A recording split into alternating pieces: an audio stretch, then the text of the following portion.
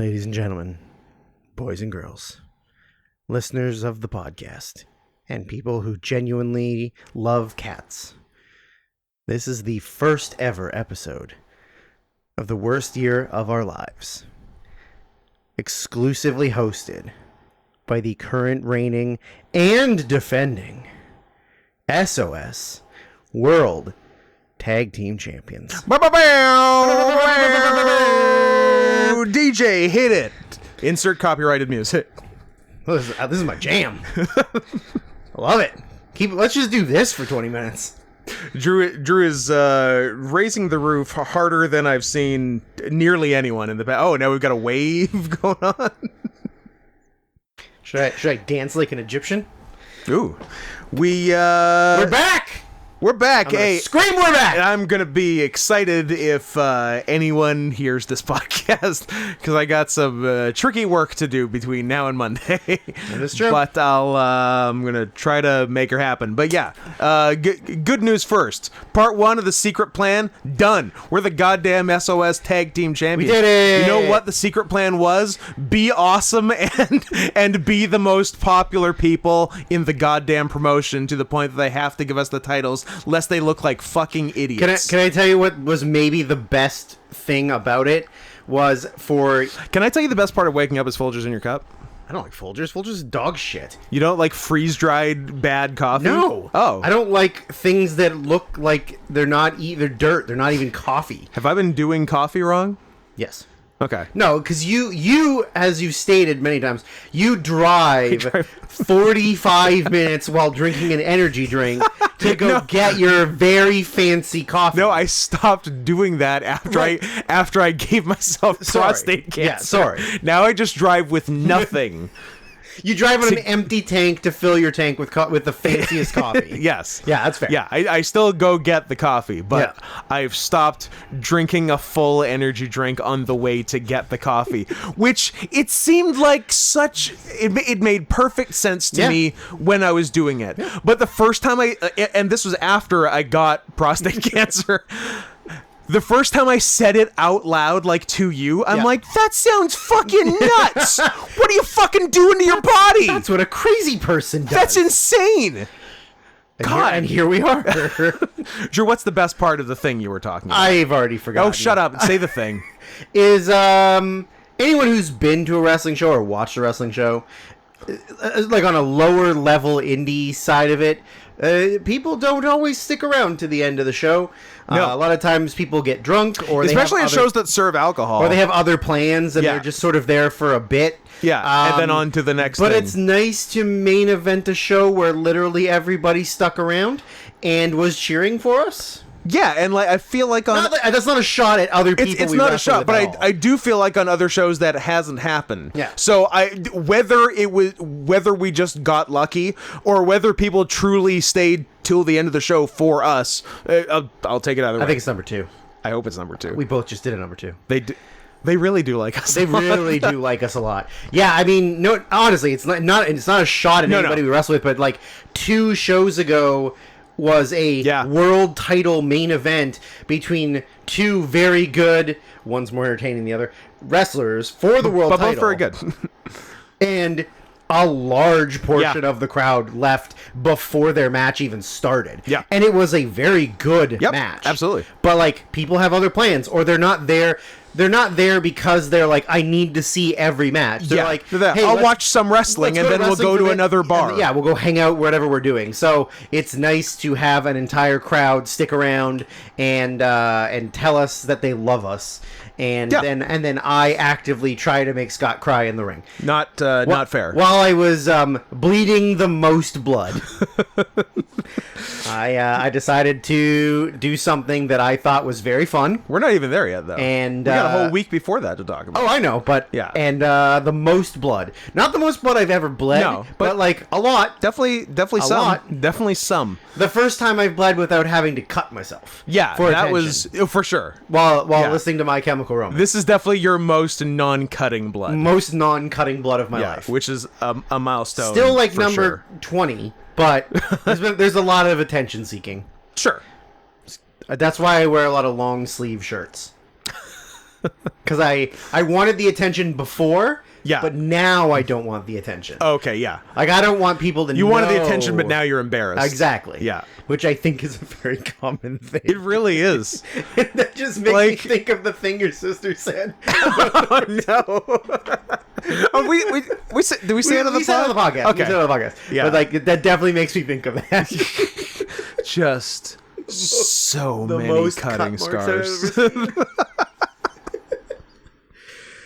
But yeah, we did it. We were successful. We vanquished our enemies. We sent them back to preschool, and now That's right. Now we're the principals. We're the vice principals. We're the vice principals. We're Danny McBride and Walton Goggins. Nobody's putting us in charge of a school. We can answer to somebody. No, we answer to a black lady. We answer to a big black But lady. we're the vice principals. But we're the vice principals. Yeah. Take that, the academy. Yeah, we fucking got them, and good riddance. They're not even on the next show, and not just because they took a different booking somewhere else. They've been vanquished, and we'll probably be back in November, but not with us. We're done with them. Very much so. The on the topic of our popularity, not to harp on it, but. And also not to give away part 2 of the secret plan. Yeah. But I will say that our reaction last month, Yeah. in the sort of setup match with the Academy, the reaction we got kind of not so much altered, but at least maybe delayed. Yeah.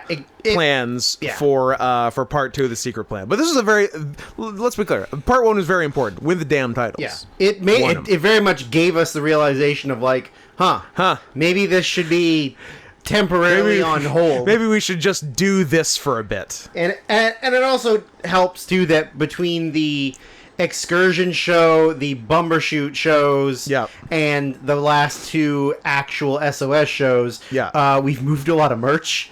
And who wants to risk that? True. Who wants to go from ordering all of these brand new shirts and then realizing after 4 straight weeks of wrestling, oh, we don't have a lot left. Shit. Hey, do you have that? Do you have that in a 2XL? I'm sorry, we only have smalls left. Do you think you can fit into a small? Can you squeeze? Yeah. So it's definitely not worth the risk of maybe we don't sell as many shirts as we have been. Yeah, and that was 4 SOS shows in 5 weeks. It's got technically 5 shows, and technically those weren't SOS shows. Shut up. If you want to get technical, if you look at the results, it does not say SOS Pro Wrestling. It's true, but only because someone is a rapist. Does that mean that we wrestle for Save Our Souls Pro Wrestling? I guess it does. Huh. Or ... Pro Wrestling. Interesting. They should get that shirt made. Morse code. Yeah, they should get a Morse code shirt made. I like it. Everyone would get it. Of course. It's not an esoteric reference. It would be everybody would get that as much as they get my very niche Takeshi Miike posters. Yeah. That I have to, like, people are like, oh, that's really cool. Do you know what it is? No. Oh, never mind. Don't worry about it. I like it though. Yeah. It's cool looking. It's good art. Don't worry about what the reference is. If you want to buy it, buy it. I don't care. I don't even give a care. I don't even give a care. But yeah, so it's been a big couple of weeks. Yeah. As you're hearing this, Scott has also had one more match where he rebroke his arm. No. Sorry, he didn't rebreak his arm. Everyone had a nice time. I beat up a girl, and everyone had a nice time. You sure did. A very pretty girl. Which will be my 8th match in 6 weekends. 6 straight weekends. What are you, a professional now? I am welcoming the 4-week break that I will be enjoying when you hear this. When you hear this. You'll be on sabbatical when you hear this episode. Yeah. Except for all of the podcasting we have to do. Yeah. And I think I would really enjoy the break if I didn't have a new fucking thing to stress over. God damn it. Why can't things just be nice? Why can't things be nice once? I've got shows every weekend, and also I was working 10 hours every single day that I wasn't wrestling or we weren't recording for like 40 straight days. Yeah. And then hey, with this is going to be so nice when it's done and I have a bit of a break. Oh, computer's on fire. I'm gonna wait. I'm gonna spend my entire 4 weeks just going to naughtyamerica.com, paying the $7.99 a month, and just watching full-length pornographic videos all day, every day. Yeah, that was the goddamn plan. And now I have had like a sick feeling in my stomach since the day I found that my computer was not working, because my media on external hard drives is there and backed up, so that's fine. I think I would have killed myself if all my I've been hoarding media for 25 years. I can't even imagine what that would be like for you. I really don't know. Yeah. If all my hard drives fried at the same time, I don't know what I'd do. I think that'd be it. I don't see the point after that. Should I stop bringing magnets to your house? You should stop bringing magnets to my house. How do they work? I don't know. So I have that, but the computer, Windows, anything just saved on the desktop, and like all the programs just on the C drive are gone, which is a huge fucking hassle. Two, I have to buy a new computer. And I don't know if you've looked at the news lately.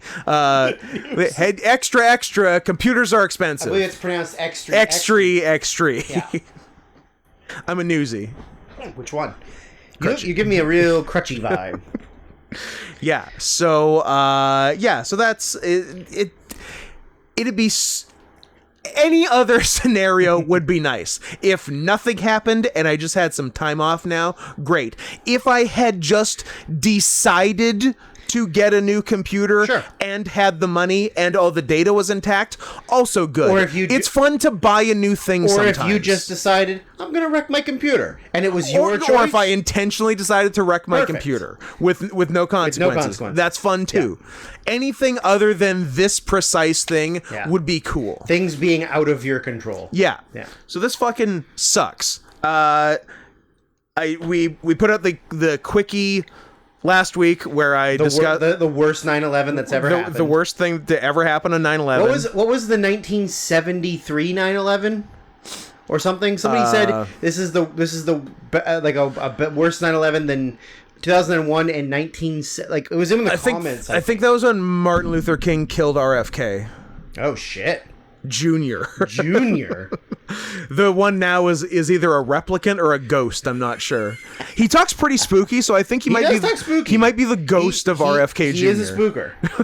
Am I allowed to say that? Well, as long as you say it about RFK and not Martin Luther King. I would never call Martin Luther King a spooker. Good. I would call him a lot of other things. Because I think that'd get you in trouble. So to be fair, he is the one that wouldn't stop running his mouth.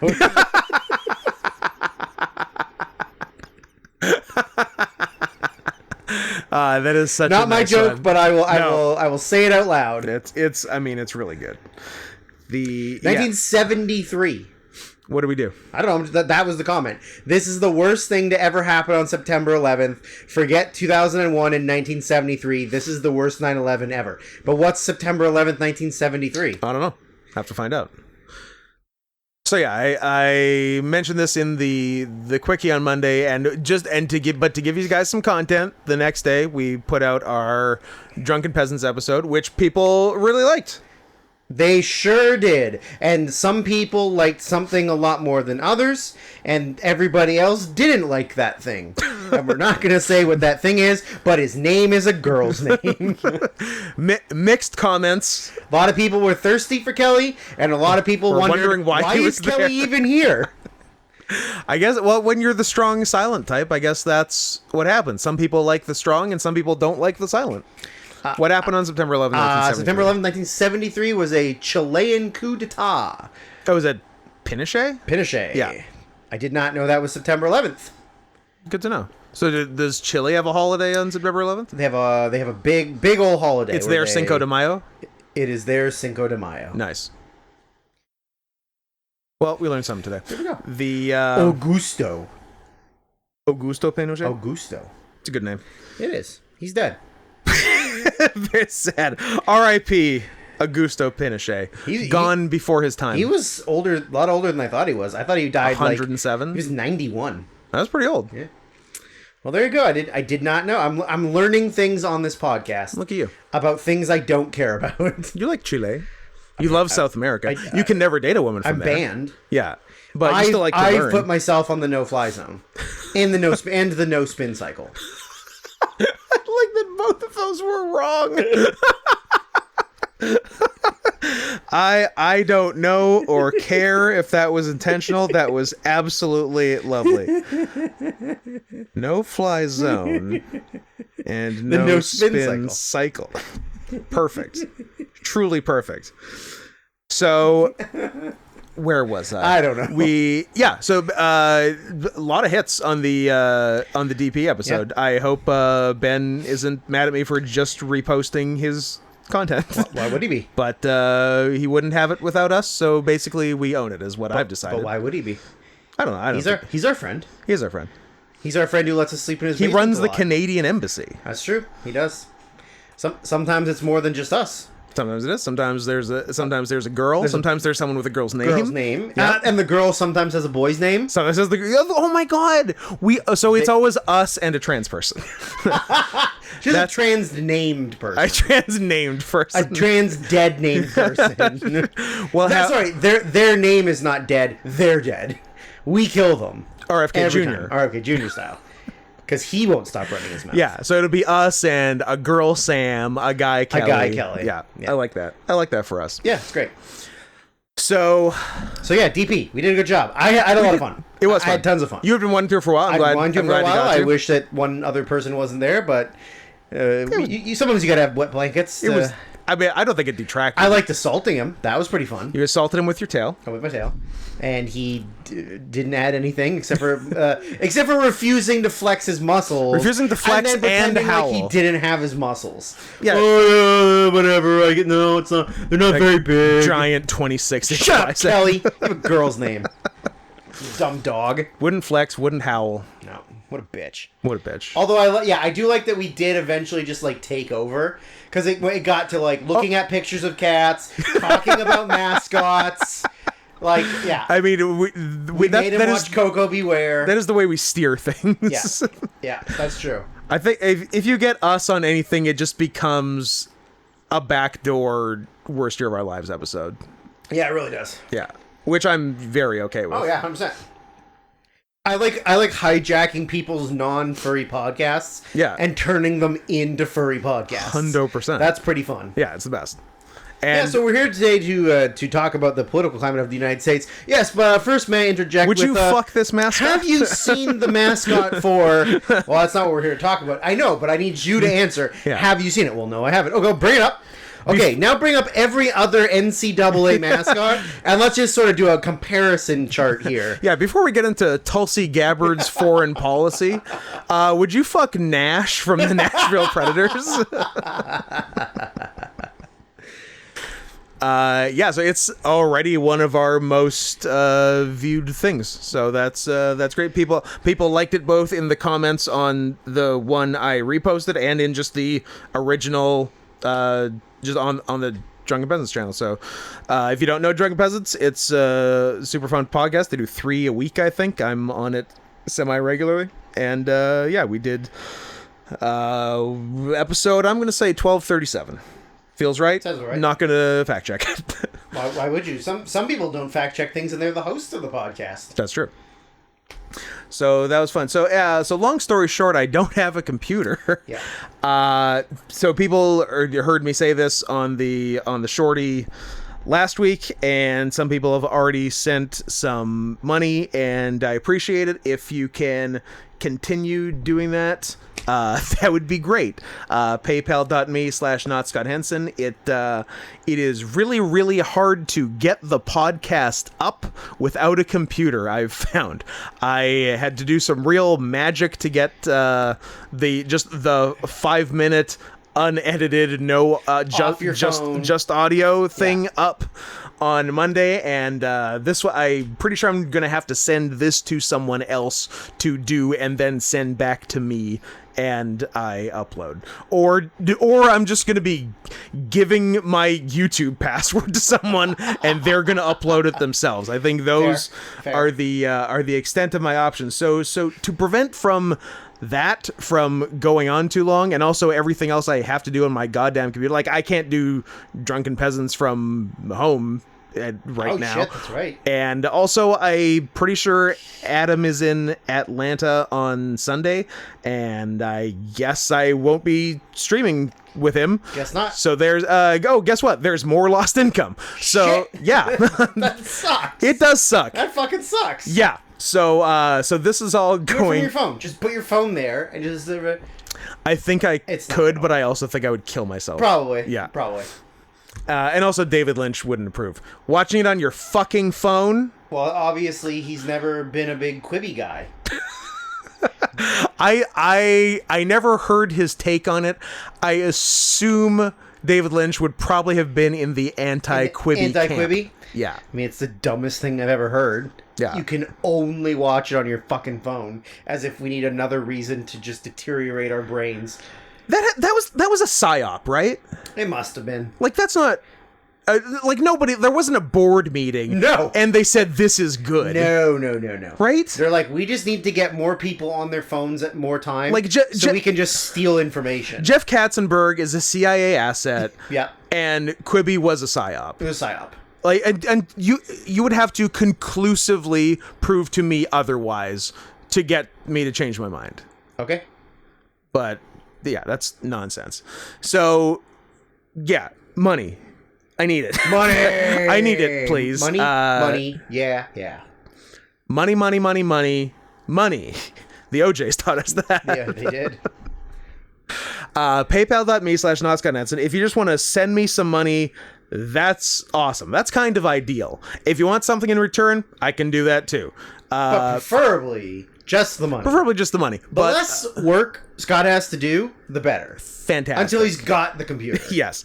But Olivia sent a good chunk of money with some, I'm going to loosely use the term movie requests. They're mostly free on YouTube animated things, but a lot of them are like 40 minutes, so I am not mad at that runtime. So yeah, if you want to do some requests, great, we're happy to do it. Drew's the fucking No, don't tell him shit. All right, Drew, don't tell anybody anything. Drew was very nice Shut up. and would like me to shut up. Okay. Okay, fine, you can tell him, because I want the recognition of being a good... Actually... for once in my life, I want to be known as the good guy and not the bad guy. This is a rare good guy moment for I you. get one win every 10 years. I would take this it. This is the win. Yeah, Drew's not even taking like his half of the request money, and we'll settle up later. Listen, my baby boy needs a computer. Baby boy needs a computer, and I'm willing to take my backseat boy's position. Or do you fancy yourself a Trent Acid or a Johnny Cashmere? Ooh.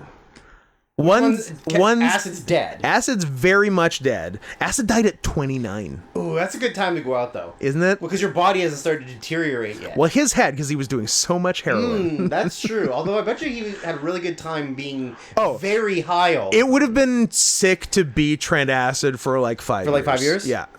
But he's definitely dead now. Johnny Cashmere is alive, but probably not. Fat? Probably fat for sure. Former ROH tag do you champions. Do you think he's an Instagram guy? He could have it. Who's to say? But yeah. So if you want to do request. Any way that we can. He is an Instagram guy. Nice. And he's actually in. Looks okay. Decent like steroid body shape. Oh, okay. He's a guy who discovered steroids at 50. Love it. That's my guy. I mean, his face is terrible, but his face. But also, his face isn't in the ground being feasted on by bugs. True. So maybe I'm a Johnny Cashmere guy. His face is terrible, but also his body is terrible. I don't support the war, but I also don't support the troops. So yeah. Any way you want to get me money is awesome. In theory, it's $150 a request, but I need money, so yeah, sort of have me over a barrel. So it is a very negotiable $150 per movie, and yeah. But any help is appreciated. Any help that has already been given is super appreciated. Thank you guys so much. It's it really does mean a lot. And you know what? Let me read out the people who are rocking it as members of the YouTube channel, paying every single damn month. Some variety of a thick hog. Some variety of thick hogs at youtube.com/@NotScottHenson. If you're not subscribed to that for whatever reason, go do that. Click subscribe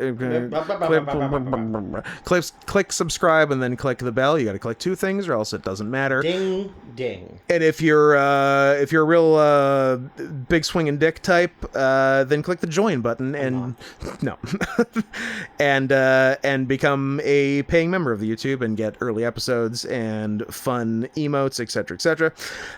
So thank you so much to our 9-month champions who are 3 months away from an even thicker hog as their badge, which, given the current size of the hog, seems impossible, but trust me, it's going to happen in 3 months. It's going to happen. So Nick S., Zach K., Brian Palmer, and Jimbo Jones. Brian? You're real close. At 8 months, Brian Silverman. Brian? And Final Douglas, which is that's someone else. Nathan Douglas, of course. And then we got at the 7 months, Dry Juice, Caffey, Here I Am 123. Guess what? Another Brian. Sonex, Pseudo Scott. Oh, and I haven't sorted this properly, and there's even more 9-monthers. You idiot. So in damn, we got a good little chunk. Okay, thanks for sticking with thanks for giving us money for 3/4 of a year, guys. I missed. That's better than Manscaped. You are, yeah. Actually, almost everyone on the list is better than Manscaped. Almost everyone has been for more than 6 months. Nice. Which is pretty fucking nice. So, the 9-monthers I said, plus Shinobu, aka noted non-creep Brandon. For now. Maddie, Caraxa, Tommy, Eve. Is that all of them? Yes. 8 months, Brian Silverman, Nathan Douglas. Brian. 7 months, Dry Juice, Joe Steoton, Caffey, Here I Am 123, another Brian, Sonex, Pseudo Scott. Those are the 7 months. 6 months, Tachyon. The end. 5 months, Limp Bizkit Dreamcast, Vicious Cabaret. 4 months, Brock. 1 month, Kuroku Bandit, Tulika, and Eve Nigma, not to be confused with the prior mentioned Eve. The Eve. The snack giver. So thank you, the snack giver. We'll be talking about that in just a damn minute. Sure as fuck will. I think so. So huge thank yous to all of you, especially Shinobu, Maddie, Eve, Tommy, the 4 gentlemen and women. Or is it all women? Nope. 1 boy, but probably a gay one. No, I guess not. No. You know what, Brandon? I'm sorry. You're a non-creep. You're a non-gay non-creep. For now. Sorry, Brandon. That's my bad. I just default to every male fan being gay. Just playing the odds. I'm usually right. You're not wrong. So yeah, largest thanks to you, and then also big thanks to the thick hogs at $10, the dude dogs at $5. Any of you dude dogs and thick hogs want to jump up to 50? Hey, go nuts! Now's the fucking time. And if you don't want to do a subscription model thing, just send me some money because I need a fucking computer. PayPal.me/NotScottHenson. Big appreciated, and no more begging for money until the end of the show. And that's the Scott promise. I got so much breaking news. There's so many things happening. So you had real ass news for us. There's so many things happening. Should we say that we're Scott and Drew? Some and good, this is, some bad, some sad. This is the worst year of our lives? Welcome to the show. I said it was worst year of our lives. I said it was the first ever one. Oh, that's right. By the rating, defending the Swiss number. That's true. What are your socials? Saren, soft pause at the things, the x.com, Instagram, letterbox mostly is the one I use the most. Everything else I don't give a fuck about.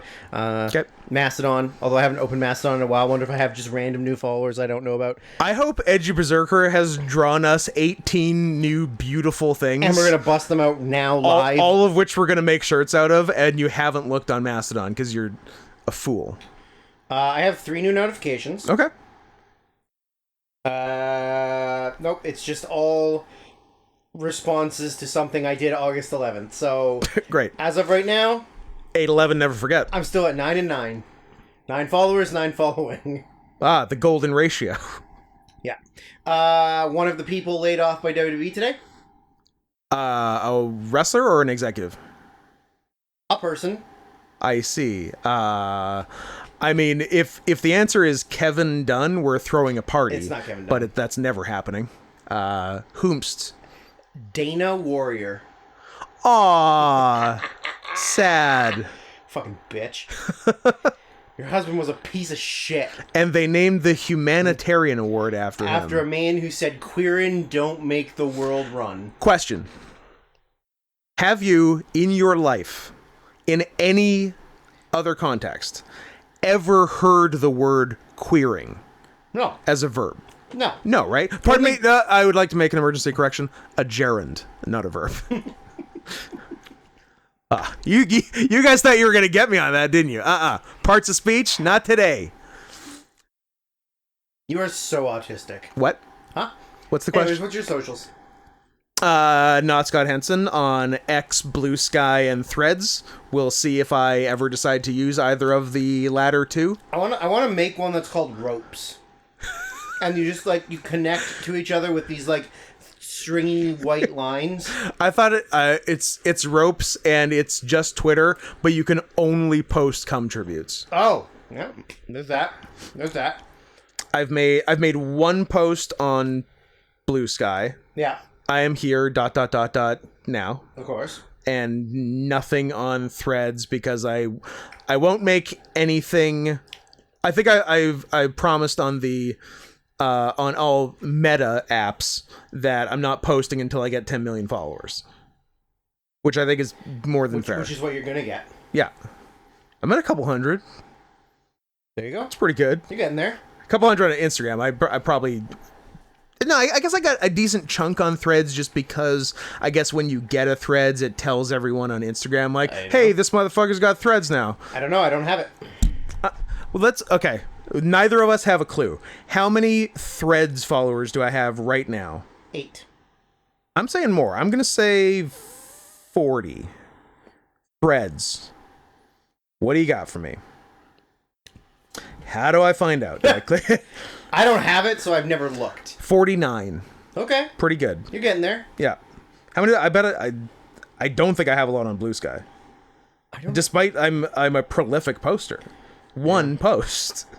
Why do I have 4 notifications? Oh, some people have followed me, including sizable donor Olivia. So thank you. I have an even 20 on Blue Sky. Not bad.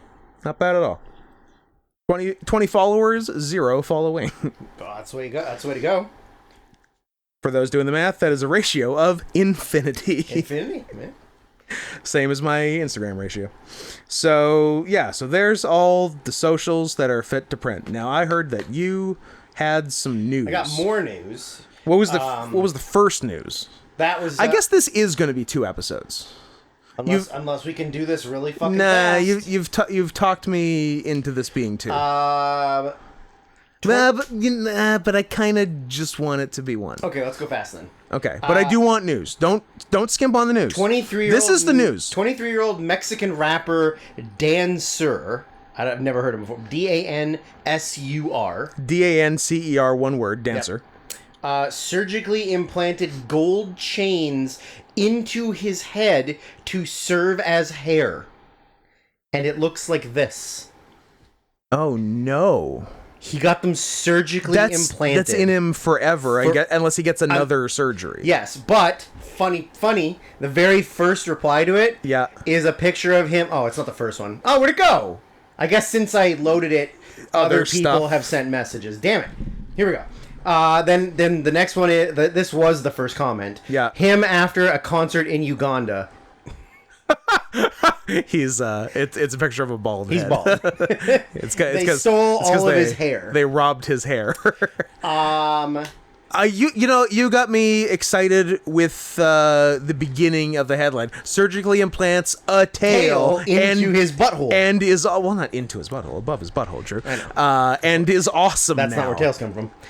Over 100 employees were let go today by WWE. Nice. After the merger. For those who aren't in the loop, the WWE and UFC merger is complete under TKO Holdings or something. TKO Holdings. And Vince McMahon is an executive now of TKO Holdings, which is above both WWE and UFC. So despite having to retire due to accurate rape allegations 1 year ago, he is now... forever. And was gone forever. He is now richer and more powerful than he ever has been in his entire life. You're also glossing over the fact that he had major spinal surgery. I don't know, 3 days before Trump was indicted. Well, and he was getting rated by the SEC. And Vince was. And then he's fine now. He did look. He recovered very quickly for from a guy spinal surgery. Who had serious spinal surgery a couple of weeks ago.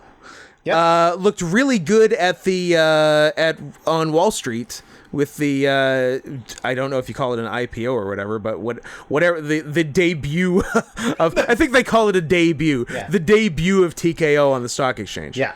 So it's just that there's no WWE stock anymore, right? It's all TKO. Gotcha. What's TKO trading at? 80 cents a liter.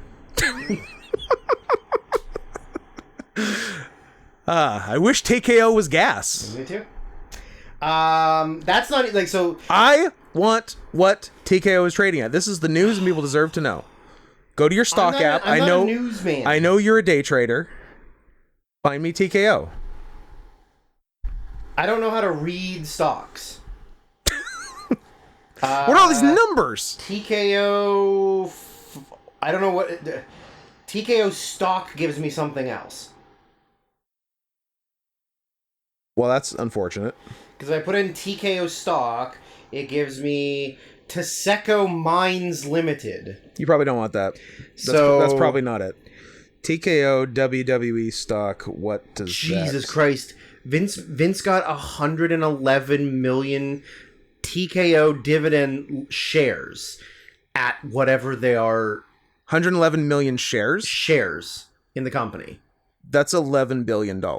He got $11 billion. The TKO Group Holdings Incorporated is trading at $100.11 USD. Oh! Which is considerably... We should, it's gone way up. I guess it just went up. We should have bought some stocks. We should have. Maybe we still could, but... Because WW... Oh, no. How... Oh, this is... Its fluctuations today. Yeah, so it's... because that's much more than WWE. WWE was trading at 70s, 80s. Yeah. Yeah. So... Wow. I'm putting TKO Group Holdings Inc.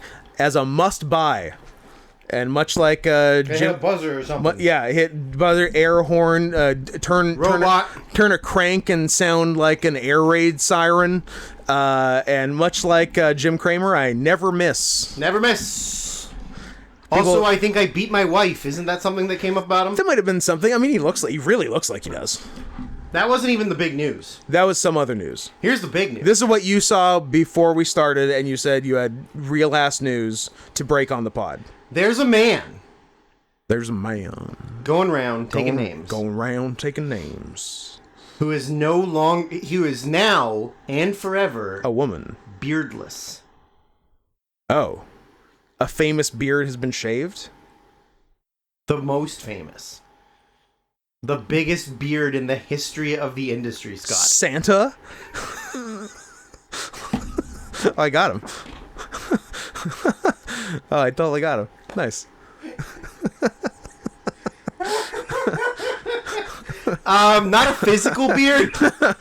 The other kind of beard. Oh. Who's the most famous beard? Olivia Munn. Oh. Until Mulaney's legit. Like, okay, Olivia Munn put in her time as a beard. Sure. For Aaron Rodgers and Seth MacFarlane. Yeah. And then she's like... now I need a real straight yeah, man. now the Killuminati said, all right, Olivia, you've done a good job. You put in your time. Now you can go marry a straight man. How about a just fresh off... 2 rehabs and divorcing his bitch Jewish wife, John Mulaney. She's like, you were going with Jewess, and then you just kind of... yeah, I don't know. I don't know. Yeah. Who's a very famous actor, who's very noted gay, and married a regular non-famous person when he first got famous... Oh, what are we... They already killed Travolta's. Cruise? No. Tom Cruise is a pussy hound.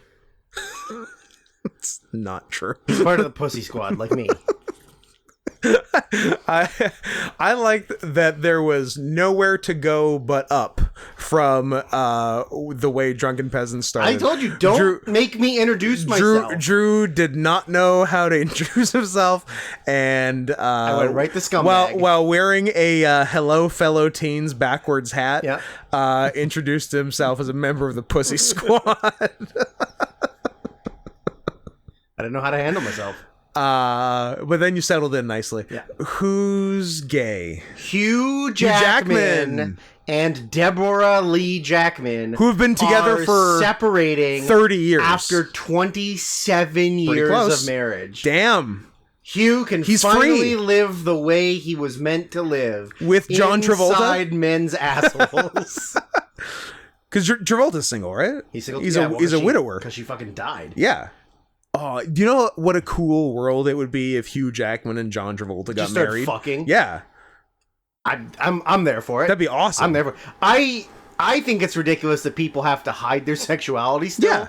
Yeah. What's especially going on? when you're like a bajillionaire. Yeah. But what's gonna happen? I mean, Hollywood's full of scumbags, but good for him. But it's also full of queers. Like it's so like Hollywood's so gay. It's so gay. Why should you ever have to do that? I was so gay. I couldn't tell anybody. I don't get why you would not just be out. Yeah. I really don't, but I guess it's scary when you're in Hollywood and they're like Harvey Weinstein's about, and I guess I don't know. That's the biggest news for the pod. The biggest news for me, and I know everybody who's listening, everybody wants to know. Everybody listening is big hockey fans. A lot of them. Everybody's always talking about how much hockey is their favorite sport. Listening to the pod right now, just go ahead and hit the 30 seconds ahead button a couple times. You probably get this just for me. This is Drew's. Is this Drew's, me and one other person? Drew's professional or Drew's minor league hockey corner? Neither. Oh. It's Drew's video game. Oh, all the better. NHL 24 comes out in a month. Uh-oh. And they... But you're not. But even though you've been roster editing NHL 23 for again. 1 full year... Now I start again. I guess you get to start again. It's the greatest day of the year. It's my Christmas. They just announced on the fucking soundtrack for NHL 24 is the greatest hockey warm-up song in the history of the world. Rock and Roll Part 2 by Gary Glitter? Well, no, Gary Glitter is the coolest, not the song.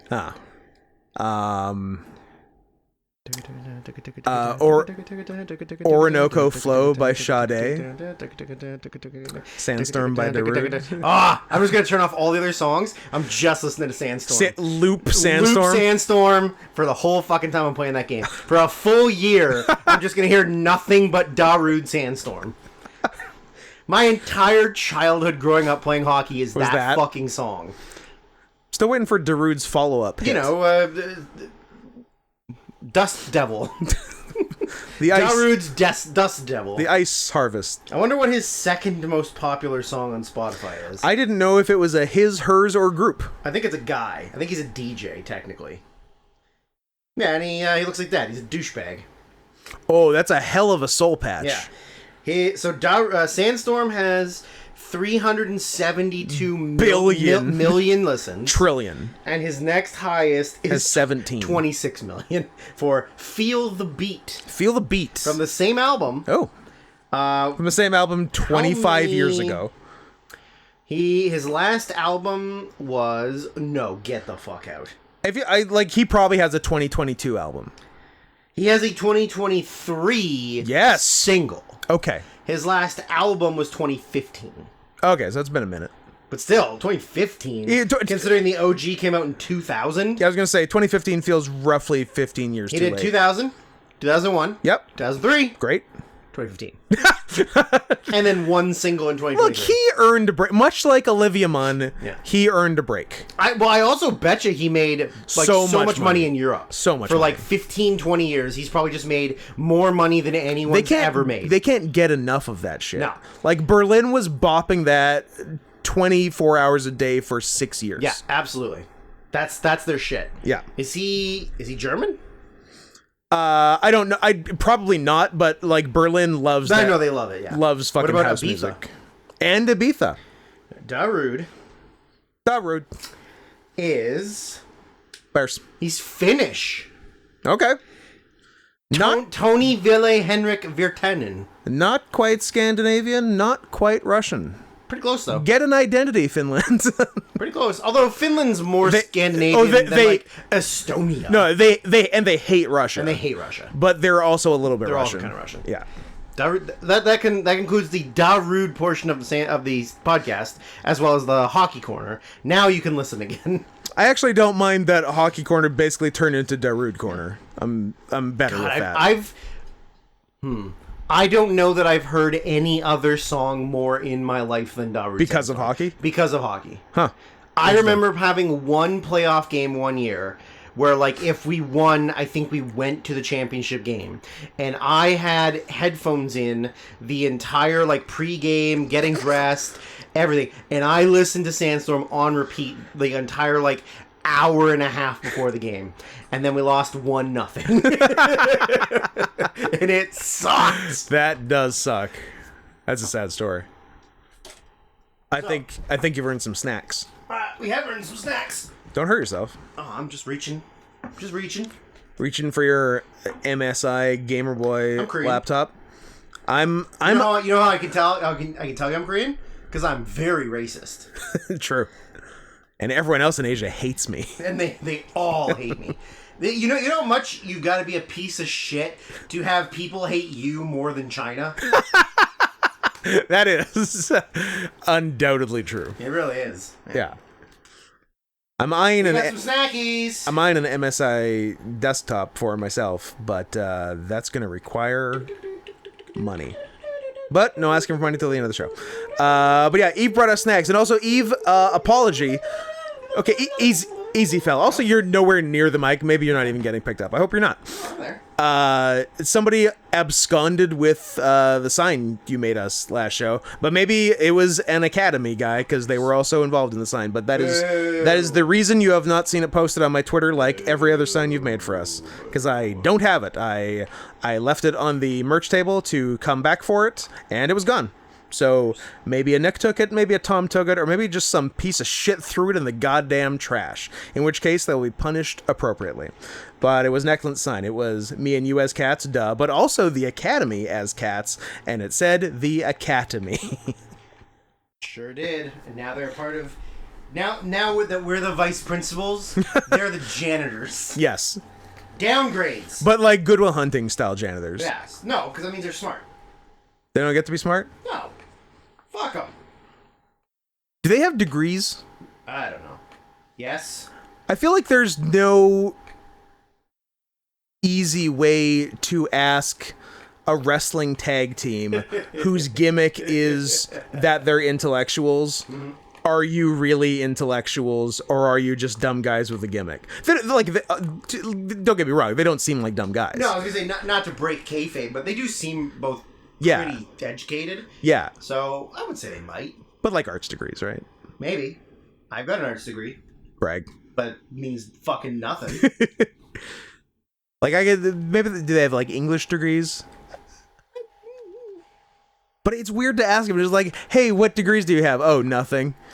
No, I think you could ask them. Yeah? Yeah, I think you can ask them. All right. Someone ask for me, but don't say it's from me. Someone don't let them know it's us. Yeah, someone just ask them and then get the answer and tell me.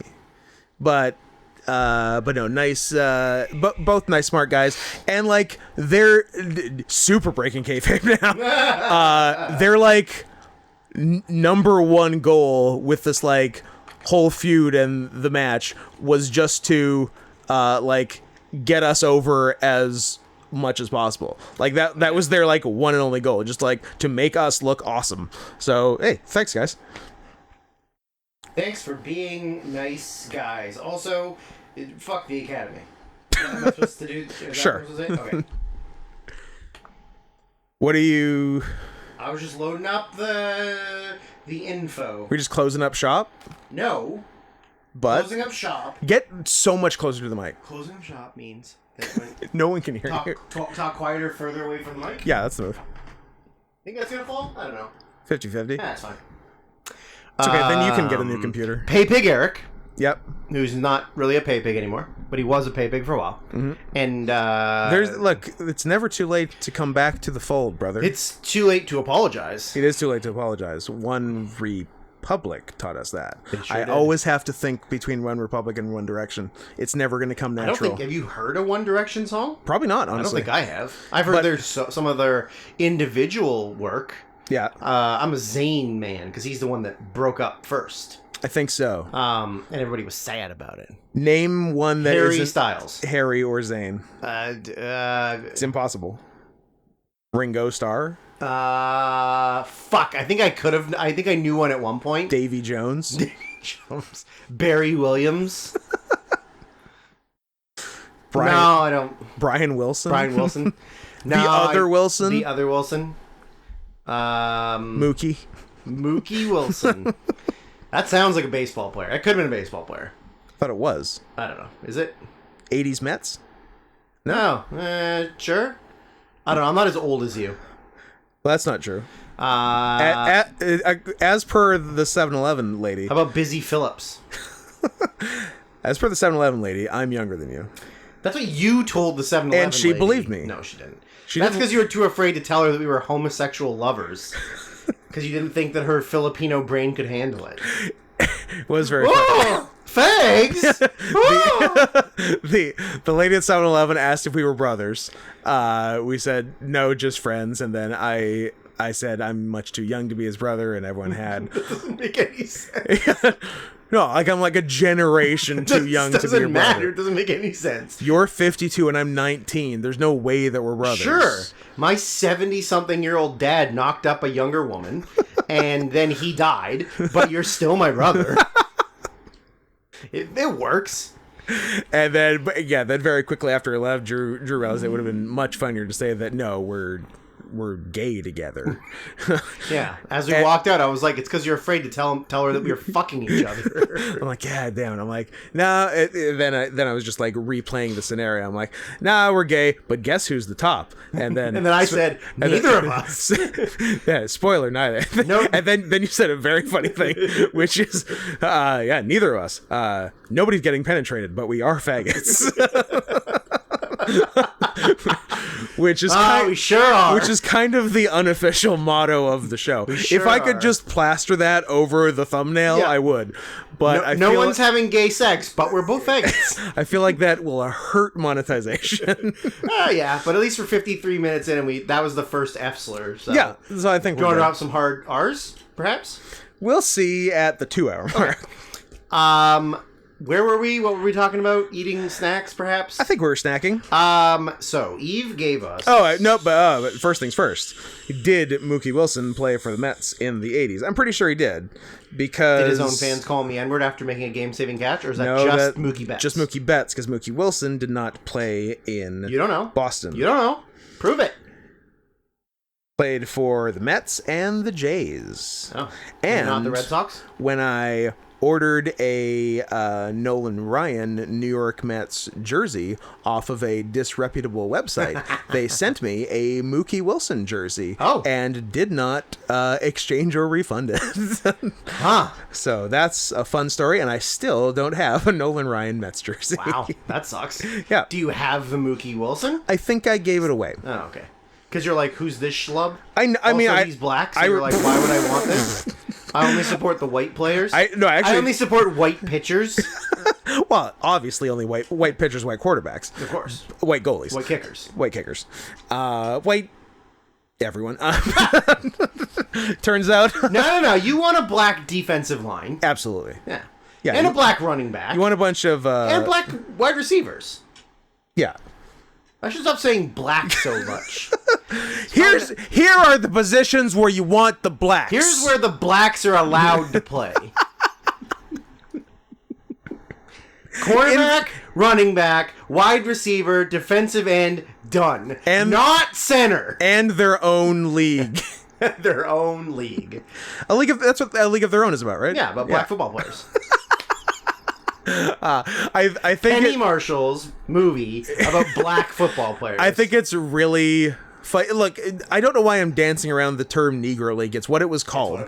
I think the concept of a Negro League in football or basketball is really, really funny. Because it's just... I really like a Negro League basketball league. Yeah. That's very funny. Yeah, right? Because the whites are terrible. A couple of them can shoot threes. Sure. And that's it. And are like really good at defense. Yeah. But that's it. No Duncan. No Duncan. But bounce passes. Fundamentals. From the chest. Chest passes. Kick close defense. Of course. You know, they're there to get that extra foul at the end of the game. Yeah. You bring them off the bench for their 4 minutes, or their 4 seconds. Foul. Pull them out. White only NBA, which I guess would just be the WNBA, is that's also very black. Would be worse than the actual WNBA. Correct. Like, oh, I don't know, Dirk and Luka Doncic and Steve Nash, they were all white. Yeah. Jason Williams. John Stockton. No, he's got bad politics. I don't like him. He's kind of a fucking idiot. But he has a cool friend. He does have a cool friend who definitely did nothing wrong. Guys, look up Karl Malone Child. Oh, it's so good. It's good stuff. We don't have time to get into it. No, but that's a whole other episode. Trust us, it's funny. Yeah. So, yes. So I have a Mookie Wilson jersey. Nice. In fact, I don't think I do anymore. I have a Frank Catalinato Blue Jays jersey. I have a Frank Caliendo jersey. So a John Madden jersey? Yeah, it's a John Madden jersey. Snack me. So, Eve gave us several things. The ones we're sampling on the pod this time. First, we will be doing something I'm looking forward to is Doritos Late Night Loaded Taco flavor. I'm also looking forward to it because I've been trying to recreate Doritos Taco Supreme since the 1990s when it was discontinued. But it's probably not as good as I remember it being because nothing is.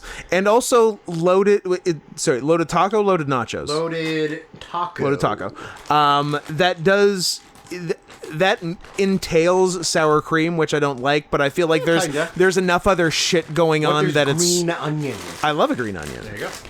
I feel like there's enough else going. There's meat and cheese and a tomato element probably that I don't think the sour cream element will be bad. Prima Snackta you're offering me? Sure. Unbelievable. I was going to pull the bag away, but then I felt bad about it.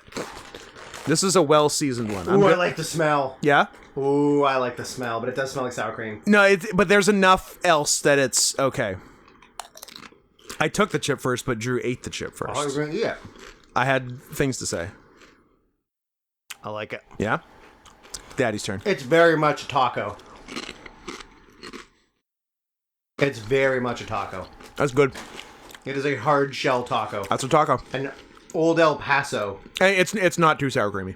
Not at all. No. This is exactly the taste of the tacos my grandma used to make all the time. There's some... It's beef. It's largely meat and cheese. And then some other business. It's probably some onion, some whatnot. These are really good. Okay, I'll go. Wherever you found these, Eve, you should probably bring like let's go 3 more bags each for us next time you come to SOS. Let's go ingredients. Corn, vegetable or oil. maize, as the Indians call it. Less than 2% of spices. What fucking spices? Give me the recipe. maltodextrin, blah, blah, blah. Salt, MSG, makes everything taste better. Garlic, tomato, sugar, whey, natural and artificial flavors. What? Onion powder, cream, sour cream, butter, paprika, Swiss cheese. Okay, so that's some of the action. Swiss on a taco? Don't you love your European tacos? That's weird, but I would That try is it. weird, but it works. I would try it. Yeah, that's a real nice chip. No, these would be good with? Pussy. Ew, no. Ass? A man's ass. Mayonnaise. Mayonnaise. Take them. Lay them on a pan. Go on. Sprinkle a bunch of, like, pepper jack cheese. Swiss cheese. Then you put another layer. Uh-huh. Then you put, like, a jalapeno cheesy kind of thing. Yep. And then you put it in the oven. You make them into nachos. These would be excellent. fantastic as nachos. Yeah. Yeah, Eve, you got your homework. In 4 weeks, come to SOS. Bring us more. Bring these fuckers. I need to have these on hand at all times going forward. These are really good. These are delicious. How about a little something to wash it down? Yeah. So the other thing that Eve brought us was Tropical 7 Oop. Now, what can we derive from the packaging? Peach. Is it like a peach and a mango? Peach and a mango is what it would appear to be. Okay. What do the flavors say? Probably nothing. Probably just flavors. Corn syrup, citric acid, natural flavors. Which ones? Potassium benzenate, yellow 6, yellow 5, red 40. Oh, before you did That's it. Before you did the red ones, I thought, oh, that was just how we kept track of Chinese people at my high school. There's yellow 6, yellow 5. The biggest problem with this is that my mom saw it. You have 2 cans. We both got 2 cans. Yeah. My mom saw it. Mom doesn't really drink soda. However. And she was like, oh, that looks really good. And as soon as she said that, I was like, fuck, I'm going to have to give one of these to my mom. I'm no matter what. Down a can already. My mom's getting a can of 7-Up Tropical. How's the bouquet? Good. There's definitely a peachiness to it. Maybe even a mango-ness to it.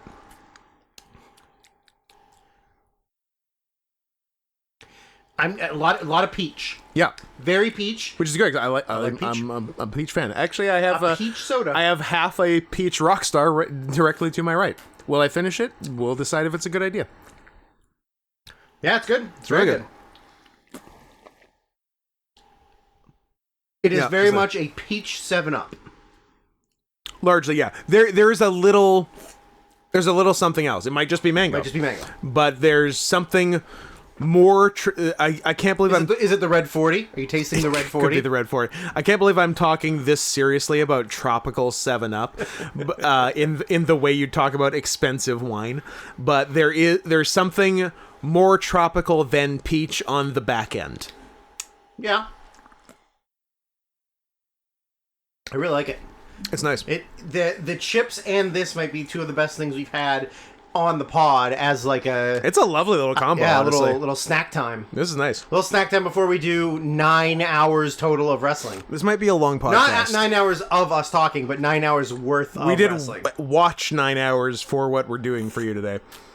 Which is being executive produced by Tommy, as a matter of fact, who suggested that, and in hindsight, a good idea, we should do a preview of the biggest wrestling show of all time, AEW All In. Unless you get a tattoo of it, and then it turns out that's not the real number. Oh, I saw that too. That was funny. We'll get to that.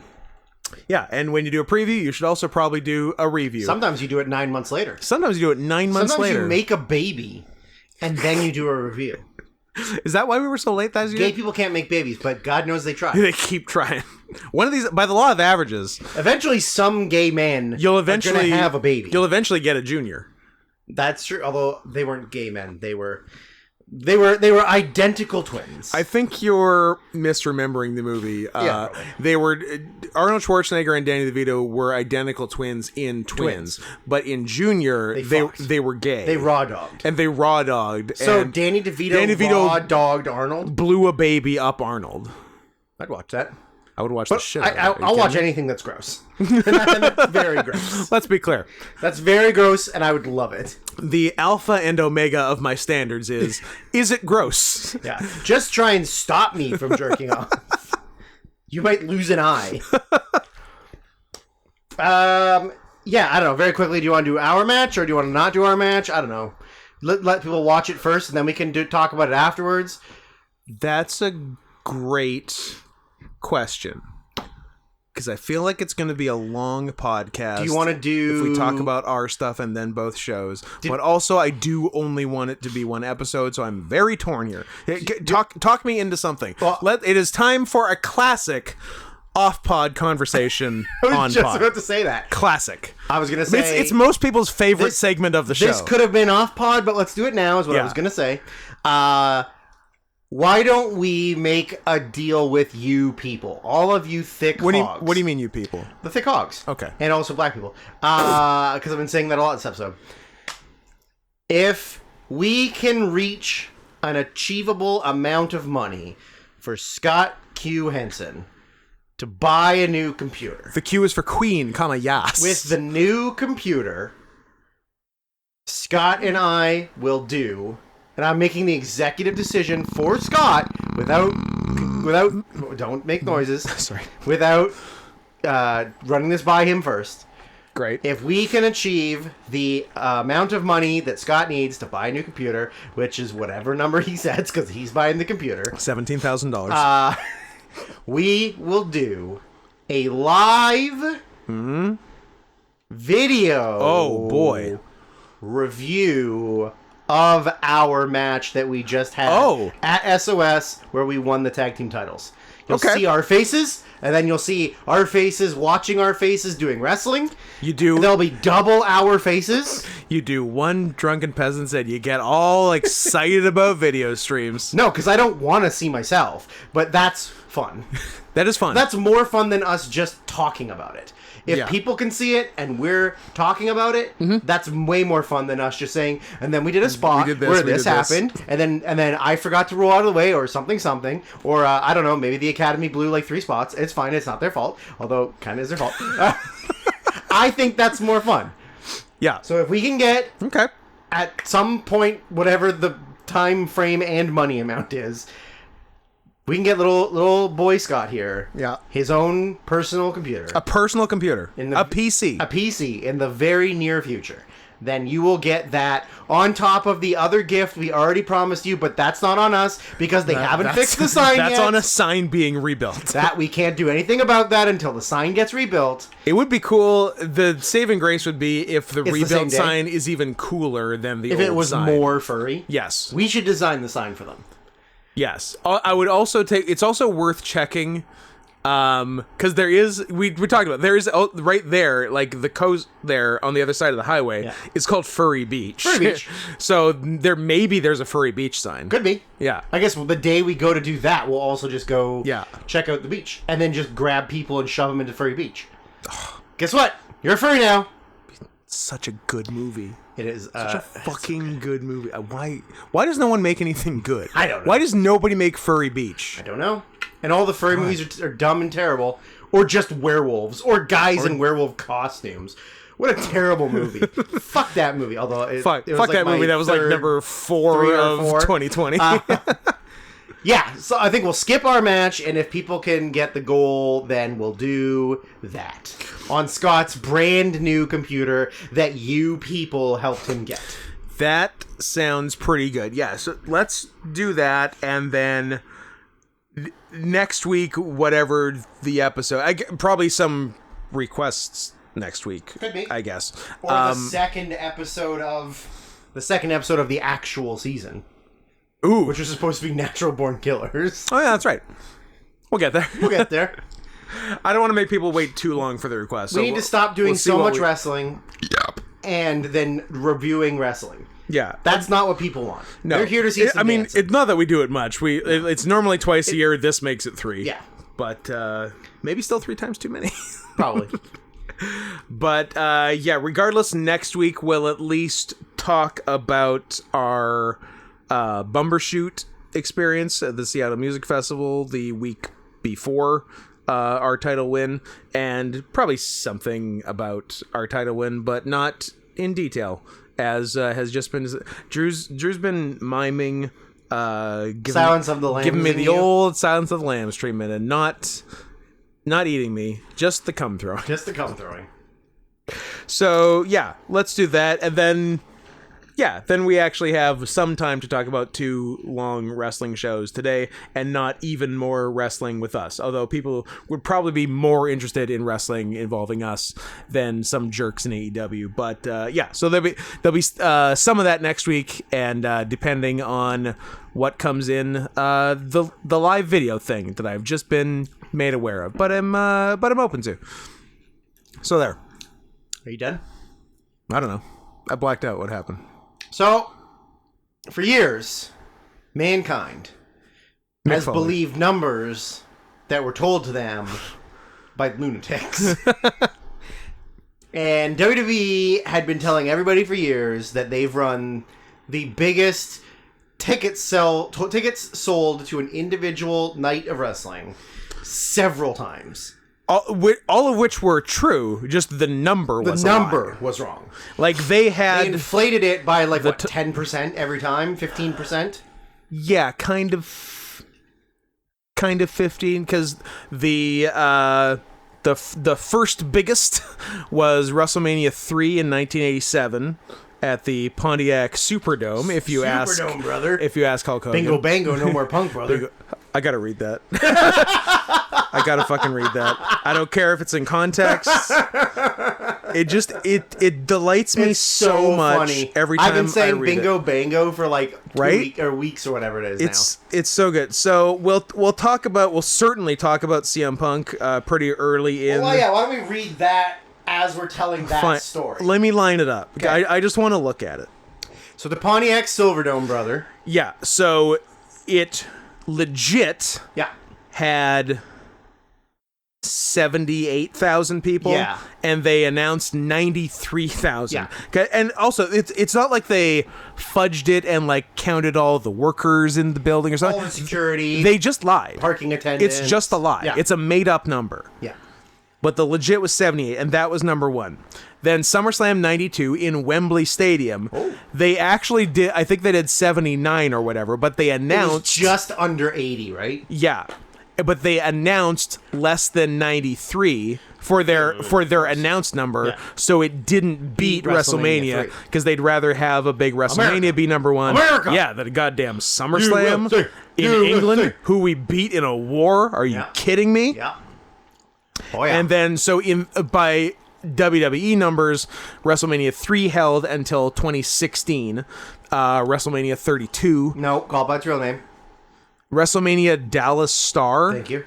You're welcome. At the new AT&T Stadium, which had a legit just over 80. It was 80. It was a shockingly 70 something. A shockingly high amount paid, because it was 79,800 paid. Yeah. But less than 1,000 more than that total. Mm-hmm. It was 80,000 and something. And they announced, of course, $101,000. So more, $101,000 people. But a 25% plus lie. That was a good one.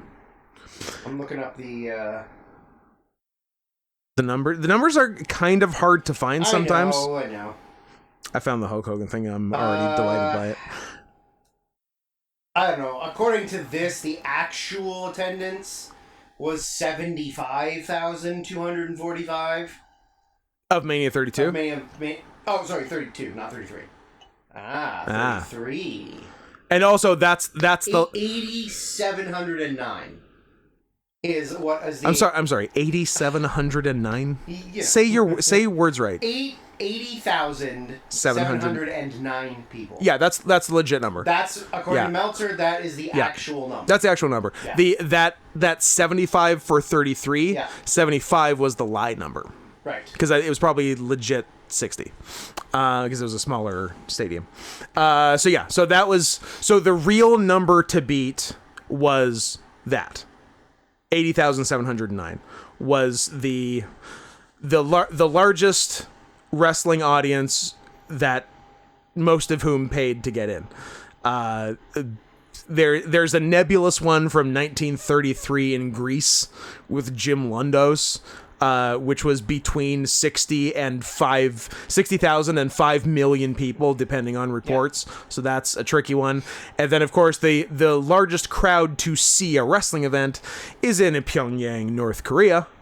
Not paid, though. Where 2 days in a row, 150,000 people each day were marched into the stadium at gunpoint. Correct. To watch a WCW and New Japan Super Show where they didn't know what was going on. They were very confused by wrestling. So, WrestleMania 32, the attendance was, like we said, 80,709. Yeah. The attendance that was listed was 101,763. Yeah. Wembley was 78,927. Yeah. It was listed at 83,555. Yeah. Then you got WrestleMania 3 was 78,000 even. Yeah. But it was listed as 93,173. Quite a fudge. Then you got WrestleMania 29 was listed at the actual number was 86,900, but it was said that it was 80,676, so it was actually more than SummerSlam. Mania 29? Mania 29 in East Rutherford, New Jersey. That's MetLife. The announced attendance was 80,676. Oh, the announced. And the actual was 68,900. Okay. Yeah, sorry, I think you said 86 instead of 68. Gotcha, sorry. Confused the shit out of me. 35 is 63,000 on the dot. Yeah. But it was announced at 82. They really go for it with these. These are big lies. Yeah. That's more than 10 or 15%. And even crazy. Even 10% is too much of a lie. Also, why do you need to lie? Yeah, I don't know why you need to lie. Like, does the average person care if it's 78,000 or 93,000? No. Well, I guess the lies are so they can claim the attendance record for that building. Yeah, 100%. So that when people look it up, it's not like an NFL game or a boxing match or the Pope. It's like WrestleMania. Yeah. So AEW now is at the point where they are the actual number 1B or whatever number 2, whatever the fuck you want to call them. Yeah. And they decided to run their biggest show of the year in Wembley, and they set actual sales records. Yes. For a wrestling show. Yeah. But unfortunately, not everyone showed up. Well, that's the thing. Is like the after the show had been was over, which we are obviously going to talk about in a few seconds. Maybe we'll see. That the number announced was in fact the actual number of tickets that were bought and sold. Yes. But that was not the actual attendance in the building. People that showed up to the show. Yeah. So the actual attendance number announced was 81,025 or 52. One of those, yeah. Something like that. Just over 81,000. Just over 81,000 which was actually sold. Which is the new record. The real number was 81,000. Yeah. But the actual attendance to the building... The turnstile count was 78? 72. 72. So that means that like 10,000 almost 10,000 or 9,000 didn't come to the show for whatever reason. Yeah. Whether that's scalpers that couldn't resell, people who had like travel issues, or just things that they couldn't make it to the actual venue. And apparently, it sounds like a lot, but they have said that the standard for that is 80 to 90%, and this was 89%. So okay, yeah, it was right in the margin. And the funniest part about that, there is one very funny part about it. Is young William Ospreay. Hold on, are you talking about number 17 on the PWI 500, William Ospreay? And not the best wrestler in the world the last 3 years in a row. And undoubtedly the 2023 Wrestler of the Year. Yeah. And was 2022. Well, that's who I'm talking about. That guy. William Charles. Yeah. He up until 2 weeks ago, he could have been buried in a Jewish graveyard. That is true. No tattoos. Nope. Clean, fresh little boy. Mom doesn't like him. Mrs. Ospreay. Mrs. Ospreay. But It was such a big occasion. It was. Something had to be done. Biggest occasion of all time. What do we do? Well, he got a nice little tattoo on his bicep. Okay. That was like a what is it? Greek. What, you can do it. What's the word for it? I don't know. I don't remember what the picture was. Oh, well, it's like the crown of leaves that is like. Oh yeah, like a laurel wreath. Yeah, a laurel wreath. Yeah, I guess that's what it is. But he got that. Yep. And with the, or is it like Wembley or All In or something? Or? I think it's like All In, Wembley Stadium, the date, and then the sold tickets 81,025 or whatever. But that's not the attendance. That's not who was there. Which, does that really matter? I mean, I guess if the statement is I wrestled in front of this many people, you didn't. That sucks. Yeah. But if you're like, I was on the I sold show this many tickets. that sold this many tickets. That's something. Then it's fine. Yeah. But he did feel very stupid People about gave him it. a lot of shit online, and then he made like a very funny post, like video of him he was taking a lap. He was taking the piss out of himself about it, which he then deleted. But yeah. I mean, at least he was sort of like, yeah, this is it's gonna stick with me forever. Like, oh well. So pretty funny. Billy Goat. Billy the Goat. Yeah. So if you listen to the last episode or the previous episode to that, because the last episode was Scott's personal 9/11. 9/11 and it was before that was the preview. Yeah. Makes sense. So, oh no, the one before that was High School High. So the one before that was the preview. You preview High School High, your personal 9/11. Sounds right. Review. Yeah. So we got a lot, guys. We got a lot of irons in the fire here. So if you listen to the preview, also, I don't know if you heard, I don't have a computer, and we've been wrestling way too much. I might retire. No, kill yourself. But I might fucking go to sleep and never get up. Mail it in tomorrow against a pretty well-known women's wrestler, like a semi-nationally known. Yeah, I just can't wait to not wrestle. To not wrestle for a bit. I'm very excited about not wrestling tomorrow. Yeah. So if you listen to that episode, we did our predictions for All In, and we didn't have a card for All Out. No. So we couldn't do All Out. This is an all-out review, no preview. Yes. So we will do the review. And also that the all-in preview was when my computer first started showing some signs, and then they just gave me a new display cable and said that would fix it, which it did for exactly one shutoff. Yes. That was your big mistake. Should have never shut it off. If I had never shut it off, it might still be working. Probably. Yeah. Probably. Because, it was, I had it on for like 6 straight days after I got it back the first time. Everything seemed okay. One shut off, one restart, done forever. Okay. Thanks. 6 straight days is a lot of nutting. Oh, yeah. Sorry, nothing, not nutting. Oh. Or both. I don't know. I don't know what I mean. Let's be clear. Cums were made. I don't know what I mean anymore. Big cums. All right, let's get this closer. Hold the table so I don't pull it over. Jesus Christ! Hey, we did it. Are you good? I think I'm good. Okay. Yeah, you can hear me.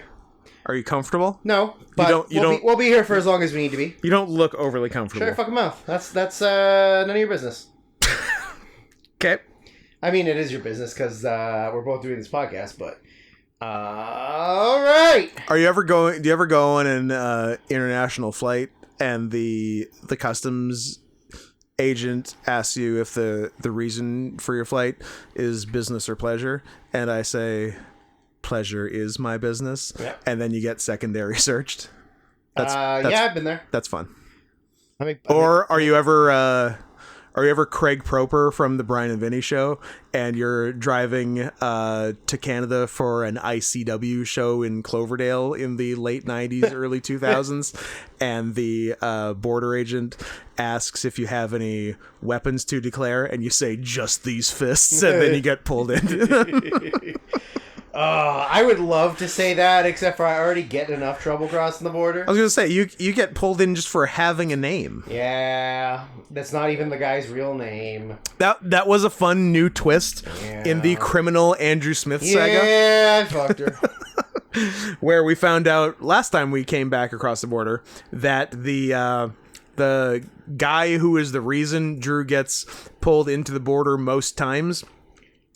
His name isn't even Andrew Smith. It's just one of his alii. It's an alii that he uses, which fucking sucks worse. Yep. If it was his real name, I would then that's something. Be like, but I guess there's another scumbag Andrew Smith out there. But no, this guy he could have picked anything. A scumbag name, and it just happens to be mine. Your scumbag I'm the name. scumbag. Yeah. Anyways, you got it. AEW All In 0 hour. This is the pre-show. Pre-cum show. The pre-cum show. We got the Ring of Honor World Tag Team title matchup. Defending champions of Aussie Open, not to be confused with one of our finishing moves called the Pawsy Open. PAWS, not POZ. We don't have AIDS. Yeah, grow up. Yet. YouTube commenters. Kyle Fletcher, Mark Davis defending against Better Than You Baby of Adam Cole and Maxwell Thomas Friedman, MTF. Teshuva. I did not know until today that his real initials were MTF.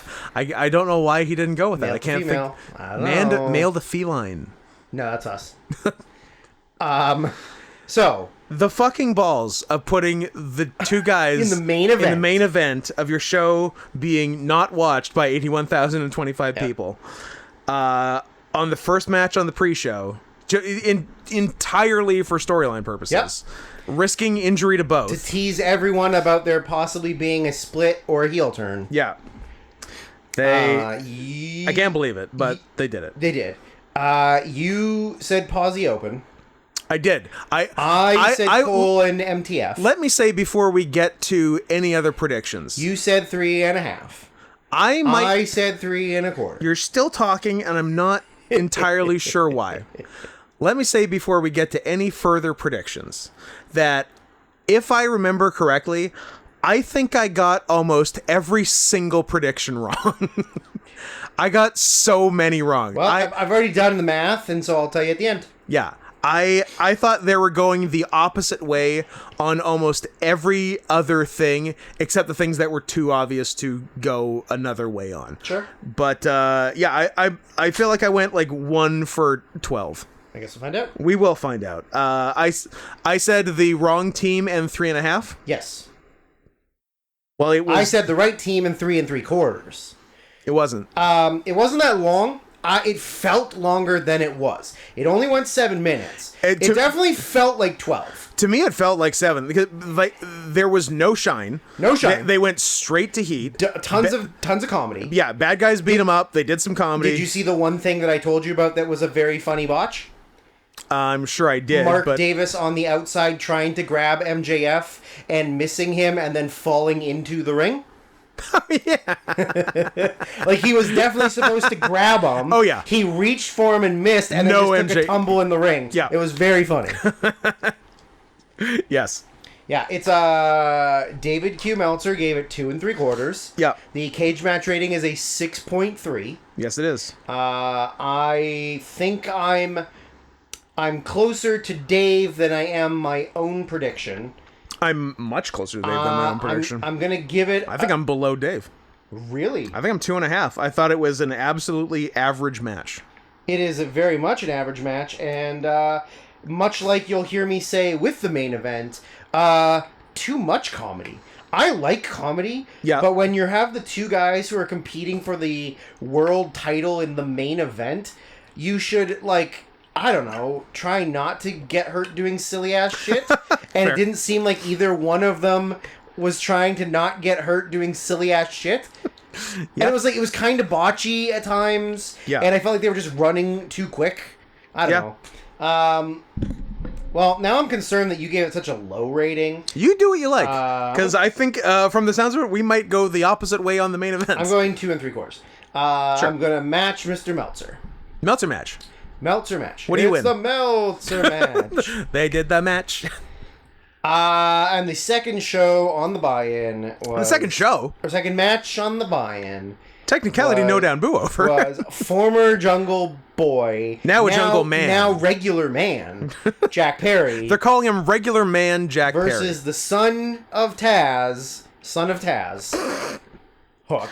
The son of a rapist. For the FTR world title, which isn't a real title. Also Taz isn't a rapist. He just showed his dick to a 13-year-old girl, but he didn't do anything. Also, that's not the name of the title. You called it the FTR title. The FTW title. For the Revival title. You know what? In the right voice, it could be the FTR title. Yeah. We both said Jack Perry. Wrong-o. We were both wrong-o. Because we figured he just won it not that long ago. I got so many things wrong. I can't believe how many things I got wrong. You gave it 2 3/4. Did I? Yeah, you said 2 3/4. Did I? Yeah. Guess what, motherfucker? Nailed it. Okay. 2 3/4. I gave it 3. P.S. These are our predictions for what we would give. Predictions. You gave it 3. Yep. Or so I gave it 3. Yep. David Q. Meltzer gave it 3 1/4. Wrong-o. 6.72 cage match. 6.72 cage match. I also gave it 2 3/4. Boom. Copying you, although I wrote it down first, so you copied me. You didn't know when I wrote it down. But I'm writing it down, and I'm reading it on the podcast, so I did it first. Oh, I see. That's hard to compete with. Thus ends the pre-show. It was fine. It was fine. Jungle Boy's not very good.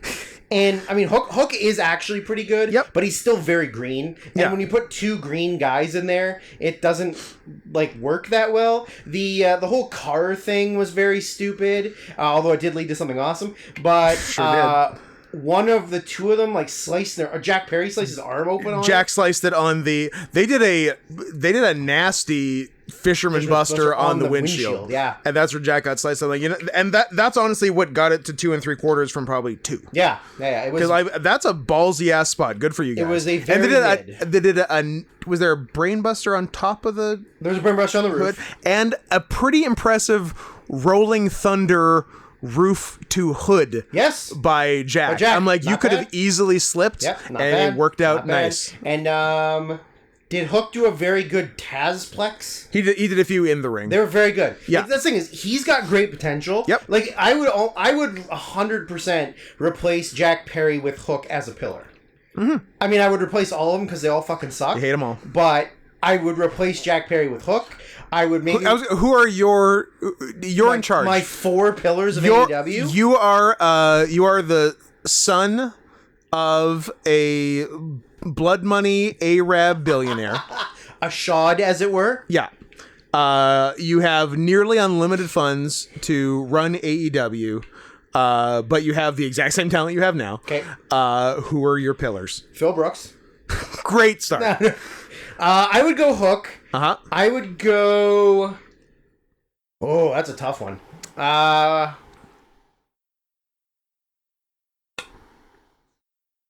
I mean, pillars. I go with younger guys who are up and coming. I guess, right? So I guess if it's anyone, you would go Hook.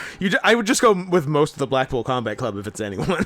Sure, yeah, but I mean, Claudio, Danielson, Mox. Those guys are already the. Yeah. I'm thinking of the new young pillars. So yeah, I would do Hook. I would do Takeshita. Sure. I would do wild card Anthony Bowens. Nice wild card because he's pretty good. Diversity hire too. Also diversity. A gay black. You kidding me? Win-win. He wants to be the first gay black world or gay world champion. Not gonna happen. And somebody said, "What about Kenny Omega?" And they were like, "Well, he's not out, so he's not doesn't count." He's been fucking a Japanese man for the better part of 20. Yeah, that's two true. Separate ones for the better part of 20 years. Life. But he's not, and he's never touched a woman. No. But he's not gay. Correct. Number 4. Easy. Vikingo, but he doesn't count because is he a full-time? Not really, right? I mean, you're in charge. You can do that. Yeah, I would go either Vikingo, maybe Commander, maybe... You're missing the obvious. Phil Brooks? Julia Hart. Jade Cargill. Jade Cargill. Striking woman. You don't hate them, so I don't know if you'd have a different opinion. I don't hate any of them as much as you hate them. I don't hate MJF. Okay. And I don't hate Darby Allin. I just don't think that any of them are very good. I don't want them to die. I just want them just a mouthpiece performer who happens to be in good shape. Not to be alive anymore. One's a stuntman, a stuntman backyarder. Yeah. One's a charisma black hole, and one's just the biggest faggot you've ever met in your life. Yeah. It is funnier that the more pushed Jack Perry got, the more exposed he was. Correct. Leave him in a tag team, just let him do his spots. Fine. Great. Singles guy, not so good. Heel, awful. You just can't talk. You just can't talk. Fucker can't talk. Crazy because his dad was an actor. Yeah. But I guess it doesn't carry on from generation to generation. Comes from the mother's side. Ah, she's a bitch. And she's retarded. She's a whore. Main card? Main card. So the last match of the pre-show was a Jack Perry match. Yes. The first show of the show was a CM Punk match. Correct. Did anything happen between those two things? No. Everybody was happy. They served punch. Punch was served? A punch was served. And then some chokes. So, if you're not familiar with professional wrestling and the man known as Phillip Brooks, a.k.a. Cookie Monster Punk, he's a piece of shit. Unpleasant. Everyone hates him. Yeah. And with good reason. He's very difficult to deal with. He's always been difficult to deal with. Yeah. And he's not very good anymore. No. He previously on an episode of television. Got on pod money. Nice. Is it enough to buy a computer? That'd be fucking sick. Somebody was like, "Here's $2,000, buy a computer." That'd be nice, but it is $100. Oh. From the Capulet group. Oh. A fine group of people who is not the Montagues. That's the classiest reference you've ever made. Unbelievable. Drew dropping fucking Shakespeare and blowing kisses afterwards. You're welcome. Big day. I did Romeo and Juliet in high school. Fag. Who played Romeo? Nice. Thank you. I was Benvolio. Ooh. Or, as I constantly called him in high school because I'm cool, Cornholio. That is pretty cool. You know, you weren't wrong then, and you're not wrong now. I kept putting my shirt up over my head and saying, the great I am Benvolio. I need TP for my Bungholio. And nobody thought I was funny, and that's why I was a fucking loser in high school. We should have been friends in high school. We could have been losers together. Yeah, I could have been the other white guy that went to your school. Exactly. Yeah. Damn, that's pretty good. What the hell? Oh, so thanks Ian of the Capulet Group. Of the Capulet Group. The sole proprietor of the Capulet Group, to my knowledge. But now Montagues, it's up to you to match that donation. True, you gonna let that shit slide? You're not gonna you gotta beat it.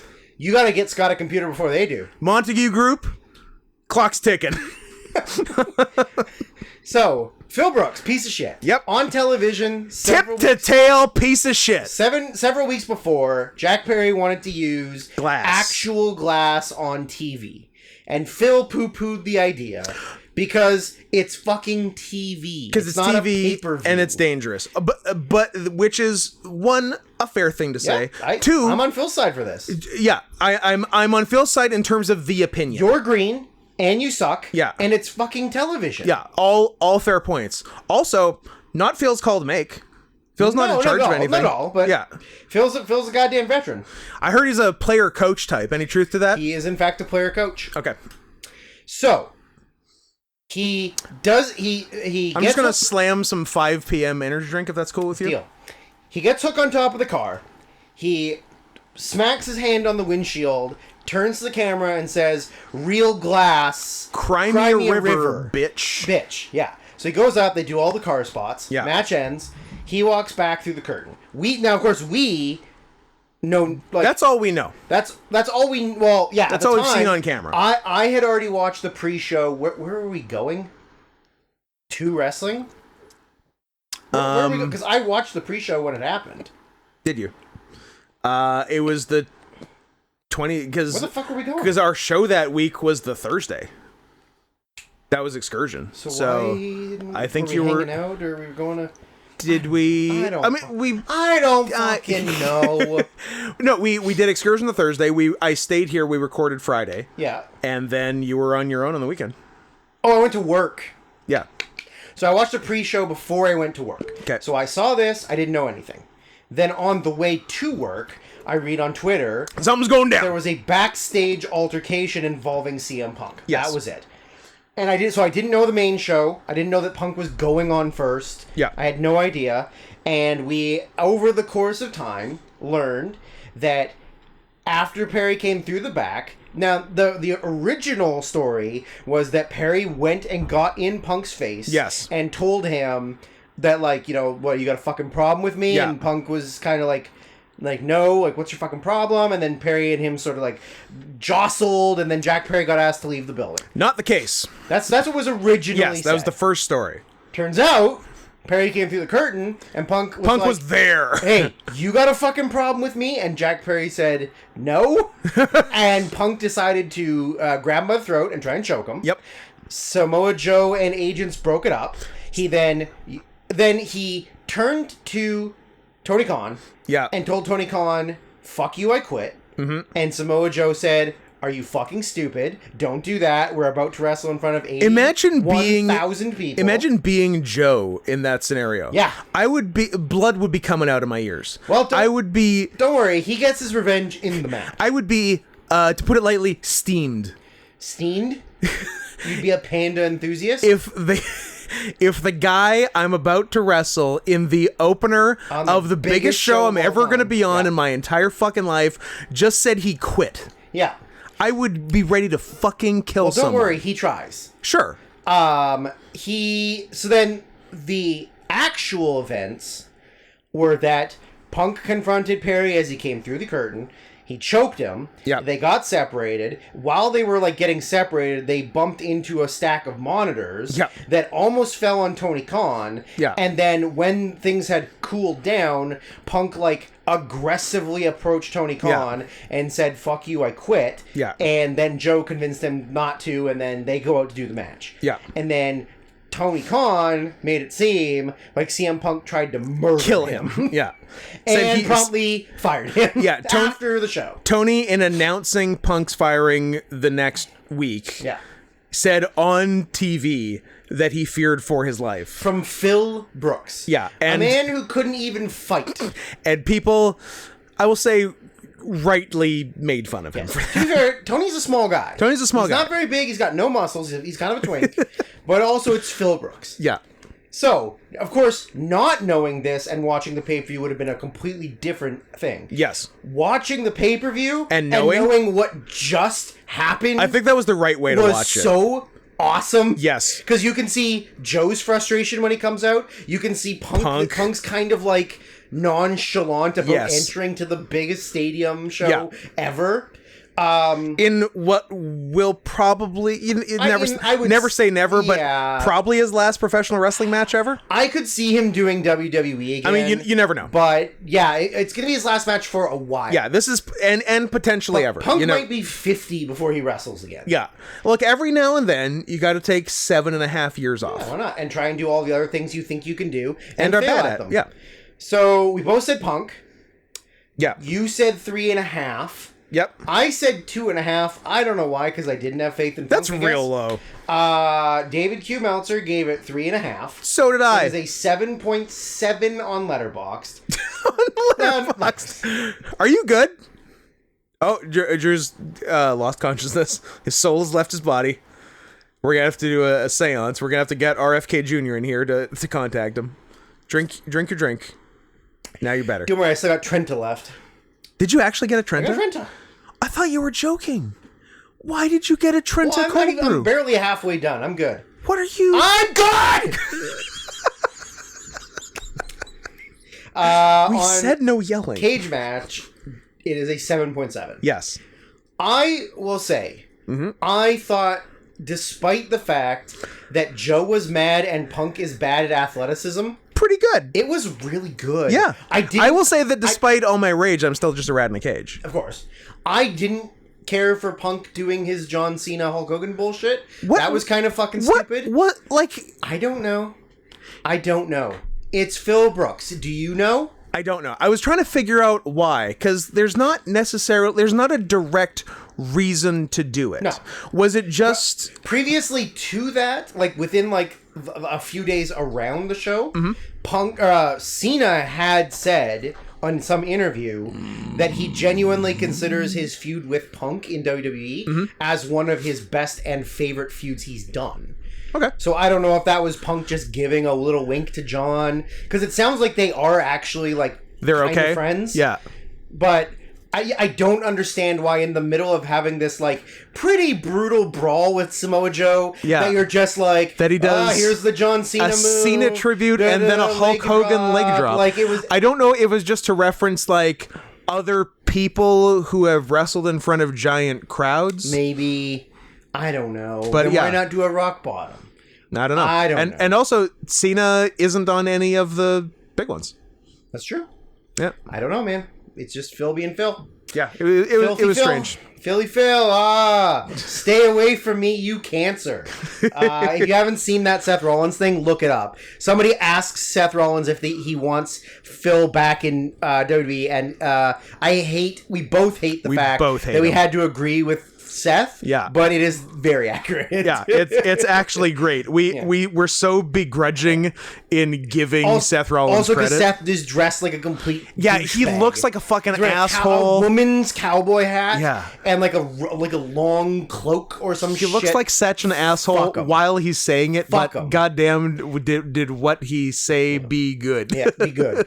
I did think it was really good. I thought Joe looked like the best Joe has looked in years. Remember when Joe's career was over 3 years ago? Remember when he was 2 years ago? 400 pounds in TNA and he sucked? Yeah. And he was the worst he'd ever been. When was Joe's career over? Because like it was when he got fired, and it was. So no, he got fired, but like shortly before, because there was that no, it was more recent than that. But there was that point around a Mania one year where he got like back-to-back concussions. Oh yeah. And like he was done. Yeah. And then he got fired. They got fired. They brought him back. Then he came back. He won the NXT title. Yeah. And immediately lost it, and then was gone. And was immediately fired again. Yeah. Yeah. But he looked great. Like, this was the best Joe has looked in years. Yeah, like, shape-wise, he didn't look that far off from, like, good 2000s Joe. Yeah. And he was moving pretty good, and everything was pretty crisp. The only thing was Punk did a second rope jump, like into a Hurricane Rana.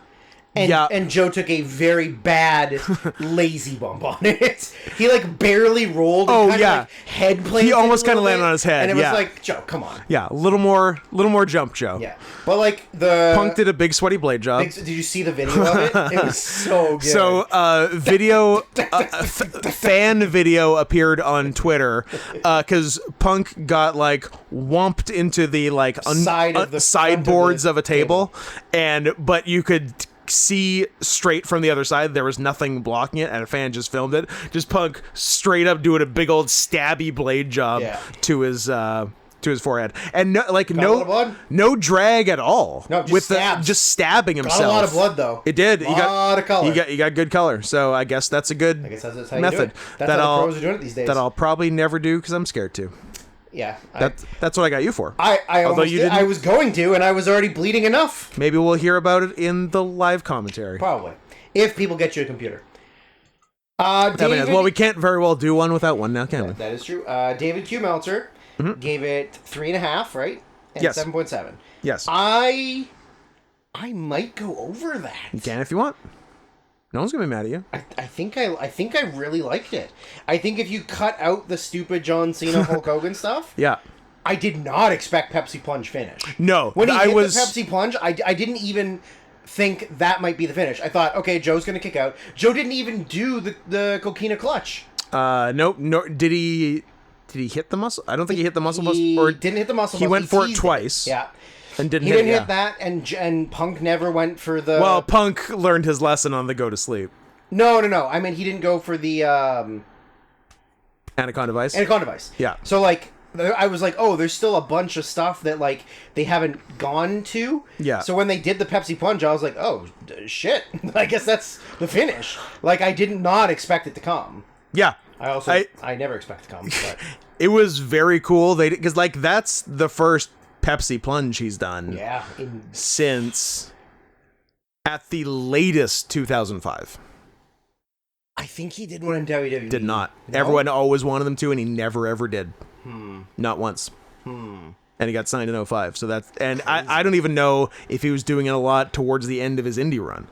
Like I always associate that with like early Punk. Yeah. Like never like Ring of Honor World Champion. Exactly. Punk. Yeah. Like earlier, like maybe 04. But it went well considering how fat Joe is. It went pretty good. Because Joe's a big dude. Yeah, Joe took it well. Punk basically, I mean, the only way to do it is basically to land on your feet. Yeah. So yeah, but it looked good. It was a fucking Pepsi plunge that he hasn't done in 17 plus years. And did not so expect that was to cool. finish this. I'm gonna give it 3 3/4. I'm totally good with that. I stuck with the Meltzer 3.5. It was a Meltzer match. A Meltzer match. It was a graveyard smash.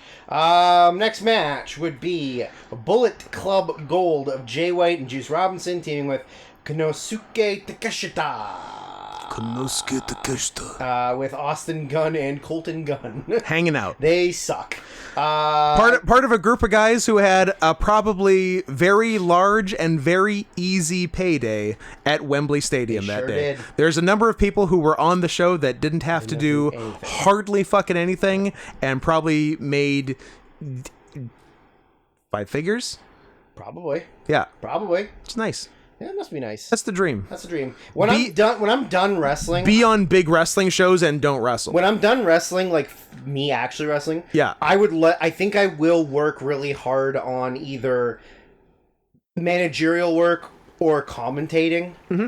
Because I feel like there's still good money in that, especially if you know what the fuck you're doing. Yeah. And most of the best managers of all time, except for maybe like Paul Heyman, aren't Jewish. Did wrestling at some point, like like Bobby Heenan, even like Paul Bearer wrestled when he was like way back, or like Paul Ellering and stuff. Like all those guys were wrestlers. Johnny Polo, one of the best managers of all time. Johnny Polo. So Juice Robinson, Jay White, and Takeshita against the Golden Elite, Adam Page, Kenny Omega, and a sad fat man named Kota Ibushi. You got it correct. You said Bullet Club Gold. I did. Good for me. I said Golden Elite. Okay. So I was wrong. We both said 4. David Hugh Meltzer said 4.5. Wrongo. I'm gonna go. He was wrongo, and we were wrongo. I think 4 is way too high. I gave it 3.5. Well, you were supposed to build to it. But nope, okay, I have no time for your theatrics. Fine, but I'm gonna say I'm giving it 3.25. Done. Let's move on. Aw. Well, you were the one that fucking cut off that theatrics. I don't want to fight. Okay, fine. I thought it was very sloppy. Yeah. I thought they rushed through everything. They didn't let anything breathe, especially towards the end. Towards the end was spot. They have like a big stare down with Takeshita and Ibushi. Spot, big showdown, and then it just goes fucking all over the place. I think it made some people look really good, and it made some people look really shitty. Juice sucks. No matter what, Juice sucks. Number 1, Juice sucks. Juice sucks, but... White looked great. White did look great. Juice sucks, but He does suck butt. Gun butt. I kind of enjoy his insane homeless man look. I mean, his character is really cool. Yeah. Like, it's really fun. Yeah. But as an in-ring performer, he sucks. Yeah, whatever. There was a couple spots specifically, but there's one where he was running the ropes and doing leapfrog drop downs, and he couldn't even do the leapfrogs properly. He was like going like one leg like up and over because he couldn't get over whoever the fuck he was running at. Like Omega, I think. And Omega's like one of the easiest people to work. Juice Robinson had a hell of a match with Okada in the 2017 G1. CJ Parker. The end. Hippie. I remember it being really, really good. I'm sure it's great. I don't remember. First and last time I enjoyed the in-ring work of Juice Robinson. Yeah. Wasn't there a 2-day Wrestle Kingdom where Juice was one of the only people in singles? Only people who worked both days. Oh, yeah. which is just unacceptable. Scott, I don't tell you. Everybody likes him. He's not that. Oh my god, he's so much younger than us. Is he? He's been wrestling a long time. 34. What the fuck? When did he start wrestling? When he was 8? I want to throw up. I feel like he was actively want to vomit right now. I feel like he was in Mid-South like 30 years ago. No. Mid-South? Well, IWA Mid-South, not Bill Watts Mid-South. Yeah, I don't know, man. January 4. January, and it was a New Japan Strong. It was fucking... Woo! I don't know, man. Maybe he had some matches, or didn't have some matches. Just... Good talk. Just leave me alone. So, yeah, Wrestle Kingdom 14. Yeah. He challenged Mox for the U.S. Is that what, 2019? 2020. 2020. For day 1, him and David Finlay beat God for the tag titles. So he won a title. And then the next day, he challenged Mox for the U.S. and lost. How was Juice Robinson in 2 separate feuds going into New Japan's biggest show of the year? He started in 2008. Okay. He was trained by Truth Martini and Danny Daniels. House of Truth Man. He's a House of Truth Man. Good old Danny Daniels. I miss Danny Daniels. You don't. He was... No, you don't. He was okay in early aughts Mid-South. Danny Daniels? Mike Samples. Al Snow. Nice. You know who trained Al Snow? Someone in Ohio? Jim Lancaster. Do you know who trained Jim Lancaster? Really going down the rabbit hole here. Lou Klein. You're losing me. Who trained Lou Klein? I don't know. It doesn't say. So I was hoping that it was leading back to like Killer Kowalski, and then like Juice Robinson trained by Killer Kowalski. I was hoping you would go by like I was hoping you would go back to like George Hackenschmidt. Juice Robinson trained by George Hackenschmidt. Frank don't think Gotch. You knew that. But yeah, it was super sloppy. The whole time I'm watching it, and I'm like, this is the biggest show you might ever do. This is such a waste of Omega, Ibushi, and Takeshita. Yep. Omega should be in a singles. Yes. Takeshita should be Takeshita. Probably with Takeshita. Or a big time tag with Ibushi. Ibushi and him versus Takeshita and Jay White, cut out the middleman. I didn't even care about storyline. Omega and Ibushi versus the Bucks. Like, whatever. Sure. Like, do big matches on a big-ass show. Bring in another Jap. There are not a lot of big-ass matches on this big-ass show. There's one. There's one. That's it. That's enough. No. One's good. No, you should have 6. You should have 4 or 5. Yeah. Yeah. I think that Ibushi looked like shit. He blew the up and over to the second rope. Oh. All of his kicks looked terrible. The moonsault was tough. And there was one where like him and Kenny got maybe Jay up for something. Jay reversed out of it behind them. They ran, he ran at Jay. Jay pulled the rope down. And Ibushi took 40 little steps. Oh, yeah. And just sort of rolled over the top rope. And it was so bad, Excalibur had to comment on it. Yeah. It was slow motion. Oh, he finally gets there. Yeah. Ibushi, I don't know what's going on, buddy. I know your mom tried to kill herself. I know. Because everybody was mean to you. Everyone was mean to you. And you're kind of chunky now. And also, you're not that young. No. Like, everybody thinks you're, 32. Yeah, he's 42. He's 42. He's an old man. Yeah. Imagine being 42. I gave it 3 1/4. I gave it 3.5. I did not like it at all. I think Takeshita looked great. I think Jay White surprisingly looked really good, even though I hate Jay White. Yeah, and I said, spoiler, Jay White looked good on both pay-per-views. Also, Jay White was on both pay-per-views, one of the few people. And we should probably watch the Jay White and Juice Robinson versus FTR 5+ star tag match sometime. Meh. We should. And then on the other side, I thought Omega was really underwhelming. Omega was fine. He didn't do anything crazy. Nope, nothing Hangman amazing. Looked good. Yeah, Hangman did some good stuff. Yeah, I guess I haven't seen much Page. I'm like, oh yeah, he's very good. Yeah, his very good. His House of Fire spot is real very good. Yeah, he didn't the only thing is one of the topes Juice was like already at the guardrail. Yes, and when barely he made dove it. out, I was like, "Ooh!" Barely made that it. was scary. Yeah, but I mean, I think some people look good. Yeah, it just was not for being fucking Wembley and having Kenny Omega in it. Should have been bigger. Yeah, I think 4.5 is what Meltzer wanted it to be, not what it was. Probably. Next one is the AEW World Tag Team Title match of champions FTR defending against the Young Bucks. The only on paper match big enough for this show. Correct. Yeah. You and I both said the Bucks. Yes. So we both got it wrong. Wrong. We both said 5 stars. Wrong. David Q. Meltzer gave it 4 3/4 stars. Yep. Cage Match says that it is an 8.49, which is a little less than 4 3/4. I'm gonna openly admit this to you. You're gay. I've been saying that for years. Where have you been? Do you have not listen to have me you when not I been listening when I keep saying I'm gay? I thought it was fine. I did not think it was great. I thought it was a middle of the road Bucks match, and I thought FTR didn't look great. I thought it was great by the end, and I think it took a really long time to get going. Yes. I think people and myself and everyone, and rightly so, wanted it to be better faster. Yeah. Yeah, and it wasn't. They went 21. Yeah. I think, or almost 22. I think that's too long.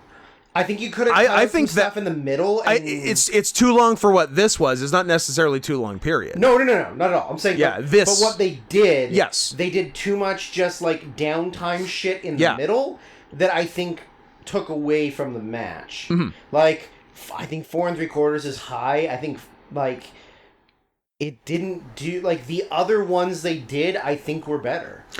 This is the weakest of the three. Weakest of the three. And that's the problem with such high standards is their first was over 5.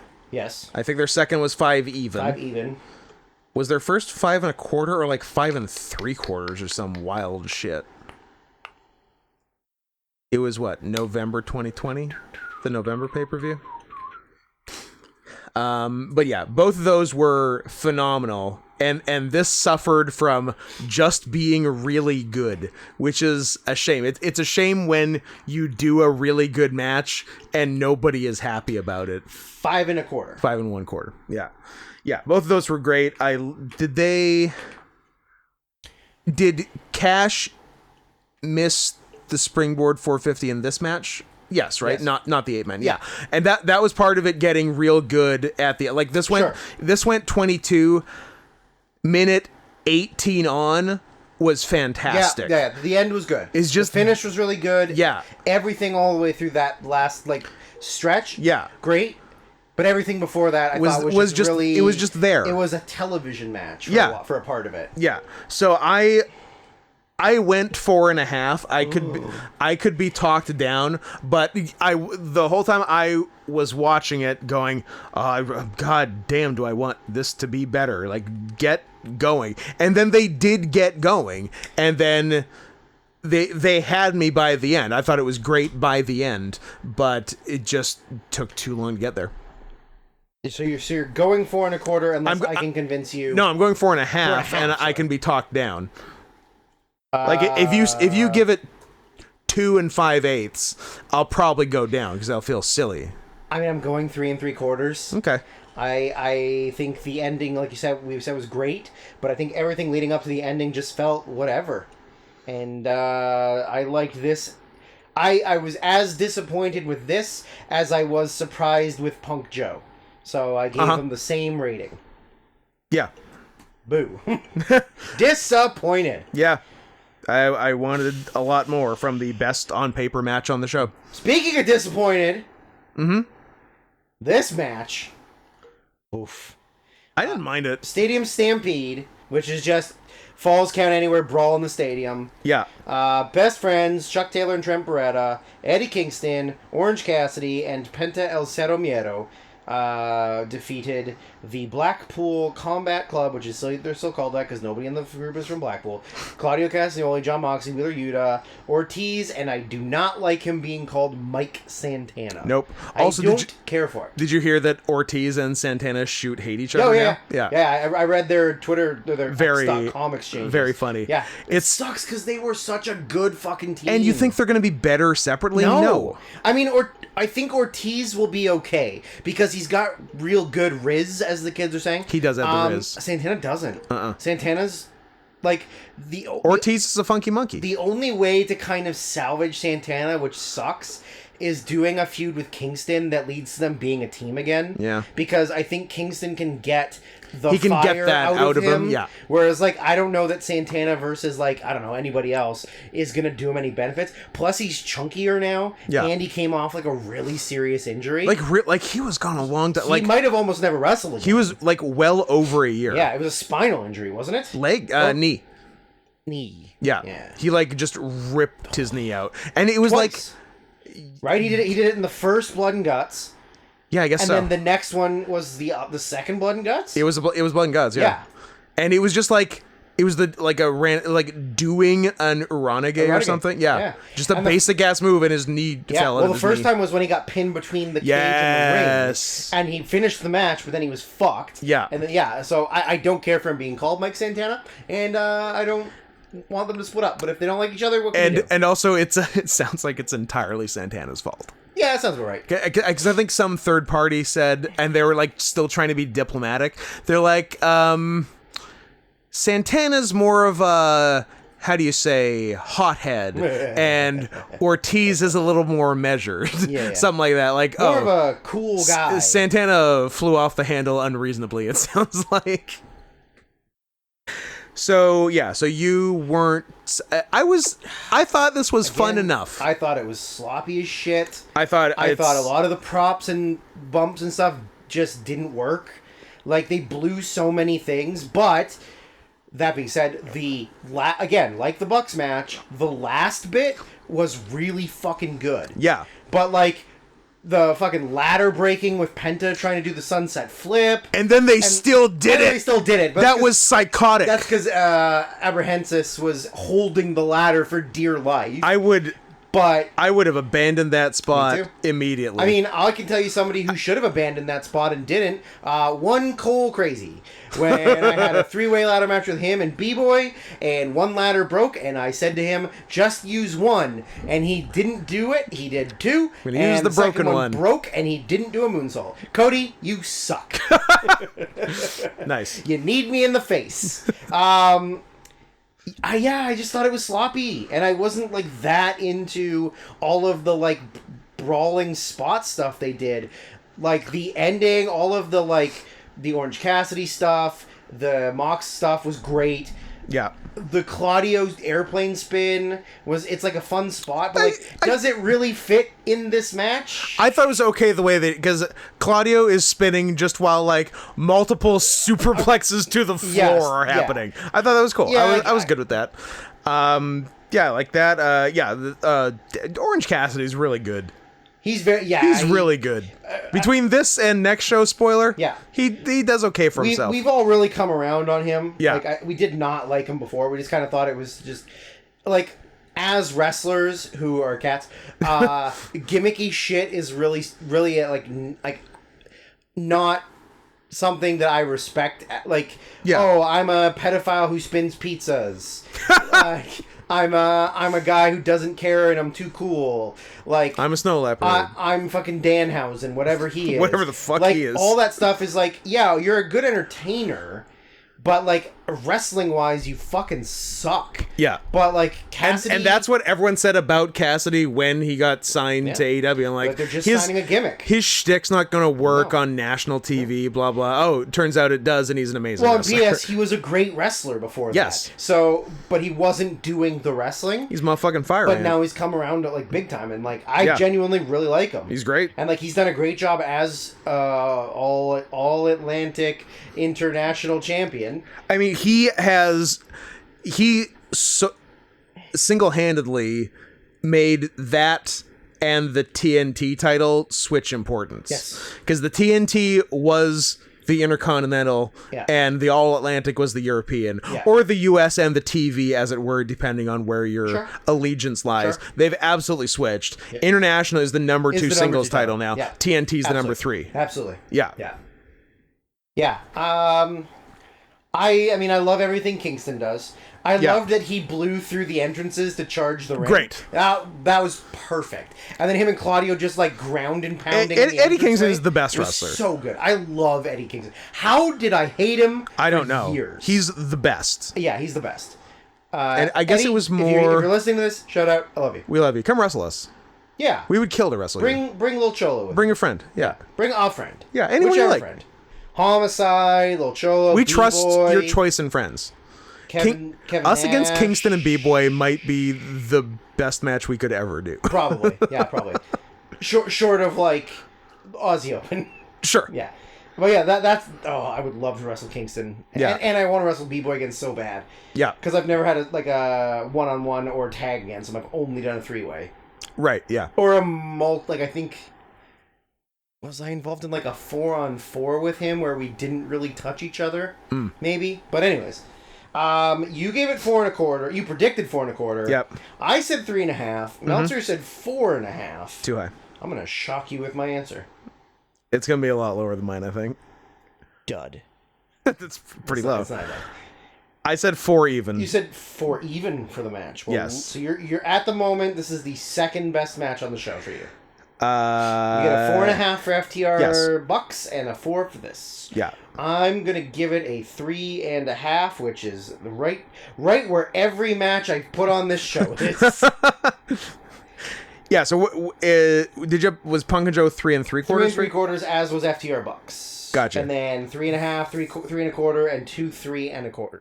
Gotcha. 2 3/4. Now we got the AEW Women's World Title 4-way match. Blah blah blah. Women suck. I don't care if there's one Jap in this match. They all suck. All right. But also, everybody said this match was terrible, and it honestly was not as terrible as they said it was. It was there. It was nothing horrible.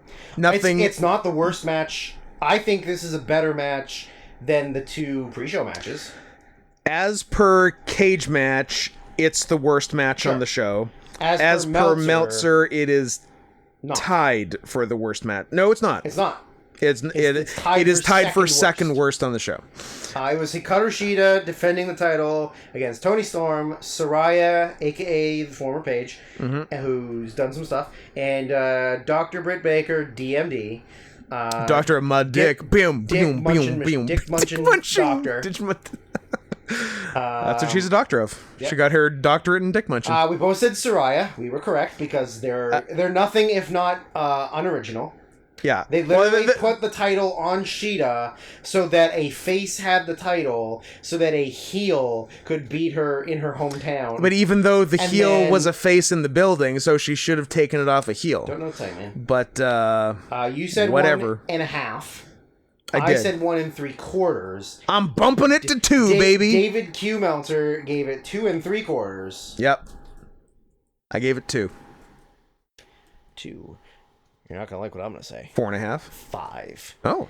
The first ever 5-star women's match that's not in outside of Japan. Impossible. No, I'm going to give it a 3.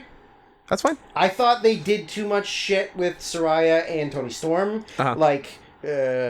I accidentally hit you. I accidentally punched your mom. Oh no, now I'm mad at you. Now here comes the third member of our team. I'm going to hit her by accident and then storm off. If you get rid of all that, it's a really good match. Britt Baker didn't blow anything. Nope. Shida didn't blow anything. Nope. Paige didn't blow anything. No, everything was pretty clean. 3. I don't think I'd like to take Paige's finisher. No, me neither. It seems pretty head spiky. It's pretty head spiky. I'm not into it. Also, she's bad. She's bad. She probably hurt me. She didn't do a bad job. I like the finish. I thought the finish was really good. Finish was good. The submission lined up with the pin. That was really good. I'm going to give it a solid 3. Yeah, it was totally fine. It might still, I guess as per me, it is the worst match on the show, but was not horrible by any means. Only slightly worse than Aussie Open and Cole MJF, though. Yes. So no, it's in the same realm as several other matches on the show. Let's talk about the How women suck at wrestling? Well, unless they're Japanese. Yes, but in the context of AEW and the book the women's division better signs that are all over every show. I don't know if the people I don't know if the people with those signs know what they're asking for. Okay. Let me explain. So use your words. I'm going to use my words. A rare occasion of using my words on a 4-hour podcast. We're only 2:15. We're good. We're okay. We're almost done this show. It's going to be over 3. No, we're almost done this show. So I think they think they're asking for them to just book what they have better and like give them more time and more prominent storylines. Like flesh out the storylines, yeah. But they're wrong. That will do nothing but make it worse. The more time you give the same bad women, you'll just see more bad wrestling. The signs should be, and maybe even if they thought about it more, this is what they'd be asking for. Only book Japs. The sign should be book better women. No more trans. I don't know how well the no more trans sign would do, but you should. I mean, try it out. Obviously, you're only gonna find out once you do it. There's no harm in asking. Correct. But yeah, because like if they just book what they have now better, it's not going to be any better. It's just going to be longer, worse women's matches. Yes, I agree with you on that. I think the only thing that would help is stop just doing random 4-ways for a number 1 contender. Yes. Or random 4-ways for the title. Or the tournament that led to this match. Like, which was nonsense. Just build wrestlers to challenge for the title. Yeah. Instead of just being like, oh, we got 4 women that all need to be in the title match, so let's just do a thing that gets all 4 of them in the title match. Yeah, I'm all for making the booking less annoying. Yeah, just do better booking and maybe it'll be better. That would be an improvement, yes. But it's not going to be better matches. No. And the problem, too, is, like, I mean, I honestly don't think I've seen a Jamie Hayter match. But, like, it seems like they get injured so frequently that you can't keep any momentum going. How many prominent hurt women are there right now between both companies? Like 17? Yeah, now that Nia Jax is back, let's bump that entire number up a bit. Wrestling roster on WWE. Like, it's ridiculous. I don't know what you want. Like, Toni Storm in theory is very good. Yes. But she's doing a character now, and the character takes away from the wrestling. Yeah, I haven't Ruby really... Soho is very good. They don't use her. Yeah. Right. Like, Riho, what's she doing? She's a great wrestler. Emi Sakura, why is she a jobber on Dark? Yeah, fair question. Instead of being in a contender's position. Yeah. She's probably the best women's wrestler you have. On a regular basis, probably, yeah. Why is Athena only doing Ring of Honor and 6-man tags? On pre-shows, why is Mercedes Martinez doing the same thing? Because she's gay. You have good wrestlers. Like, Mercedes Martinez is maybe... She might be the best wrestler you have in your company. Maybe. Best non-jab. Yeah, best non-jab. But, like, you're not using the people that are the best wrestlers, and you're just pushing the ones that are, like, popular. The stars, so in you're quotation marks. just doing WWE. Yeah. You're just doing what they've been doing for years. Yeah. Like, oh, we don't care if so-and-so is the best technical like, we don't care that Shayna Baszler is the best wrestler you have. Yeah. We're gonna push, I don't know, fucking Mandy Rose or some shit. We're gonna bring back Eva Marie again. Goddamn, Mandy Rose had the NXT title for so long. She beat Meiko Satomura for the goddamn NXT women's title. She had it for so long. Are you fucking kidding me? One of the best of all time. Mandy Rose has a victory over Meiko. And then... That's ridiculous! Lost the title and did porn. Well... Soft porn. You gotta do porn to do every now and then. Yeah. If we did OnlyFans, we'd make $1 billion. Not together, though. That's gay. We'd separately make $1 billion. Coffin tag team match. Not to be confused with a casket match. That's trademark. I hate caskets. Oh, I was hoping you were gonna say coffins. I am Derby all in. Huge missed opportunity. I know. On doing anything with the name Allen and All In. There should have been a shirt. There should have been something. It should have been a Darby all-in shirt. Easy. Done. I thought of that in 8 seconds. $1 billion. $1 billion. Tony, you're leaving money on the table. Yeah. Crazy they didn't even Not even acknowledge didn't even cross their mind. Idiots. Derby all in.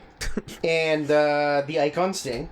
Yeah. Against Christian Cage and Swerve Strickland with Prince Nana. This is such a weird match. You... like the participants, I mean. and I both said Darby and Sting. We were both right. You said 2 3/4. I said 2.5. I got David Q. Meltzer gave it 4 1/4. Yep. Because he's crazy. Interesting. I think 4 1/4 is high. I gave it 4 1/4. Jesus Christ. I thought it was a delight. Is it because you liked Sting trying to kill himself? I like Sting trying to kill him. I like Sting not getting a concussion and just sort of wandering around for a while, last time we saw him. I like that he did a whoopee cushion to swerve through the table. I think both guys were trying to paralyze Shane Strickland. Correct. Because Shane Strickland was stomach first across the table. Yes. Sting splashed him. Well, yeah. It didn't break.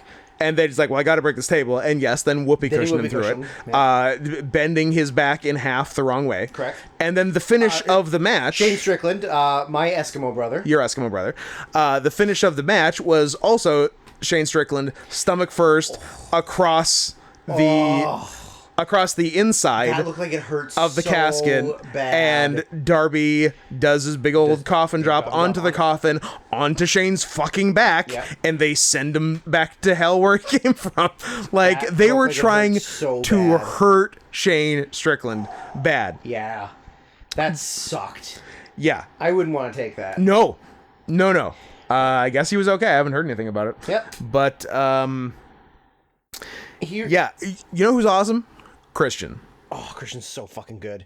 And who would have thought of that 6-pack of guys who like established the tag team division and TLCs and shit, that Christian would end up being the best one. Christian's the best one. 100%. He's so Christian's awesome. the best one. He's so fucking great. Like, wrestling and talking and character and everything.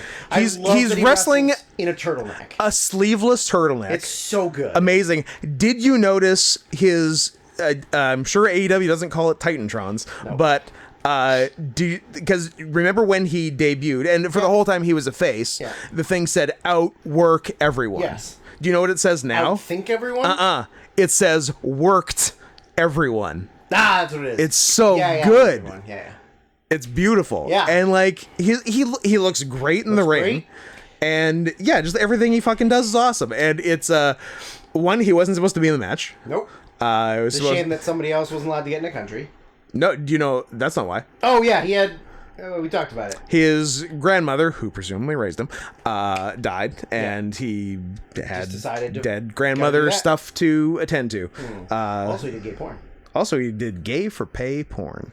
And good for him. Who hasn't? Who among us wouldn't? So Shane Strickland and AR Fox versus Sting and Darby is a weird match, but at least they were both teams. This one makes no fucking sense. Well, but Christian's in there.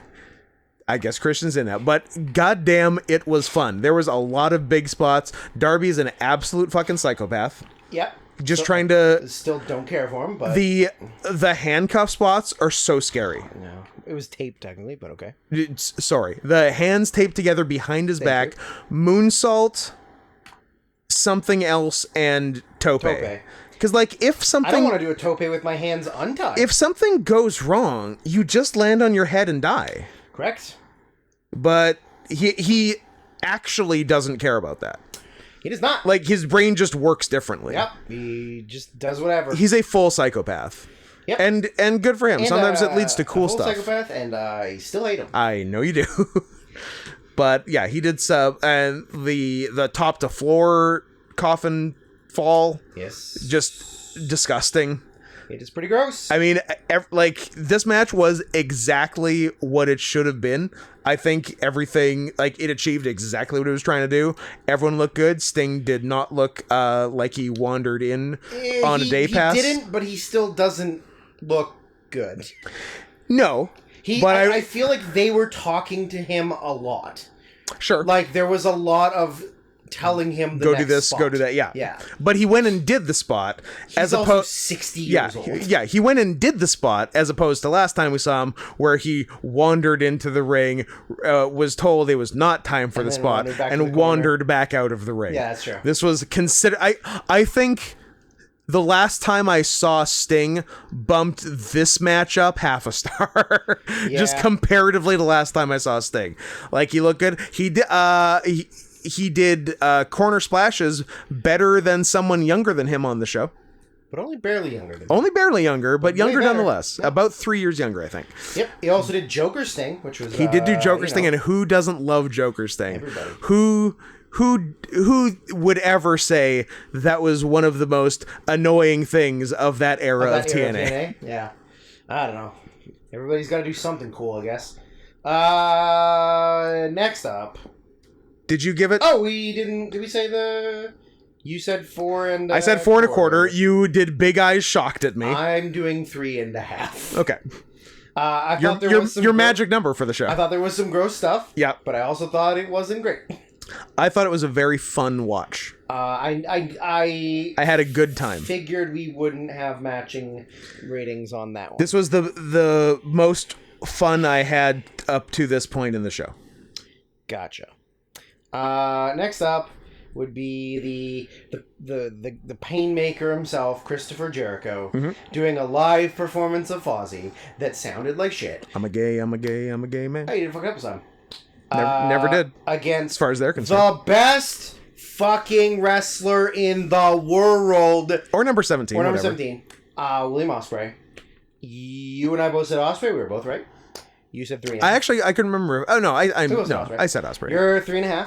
I said 3 3/4. David Q. Meltzer gave it 4 3/4. I would love to agree with Dave. I'm gonna go slightly lower. I'm gonna go 4 1/2. Okay. I think this was the best match on the show by a long shot. It was great.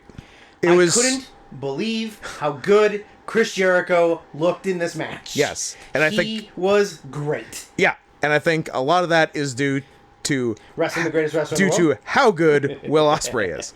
But yeah, but I think you can be the best wrestler in the world and like I mean Ospreay and O'Khan wrestled each other in the G1 maybe? Yeah. And it was shit.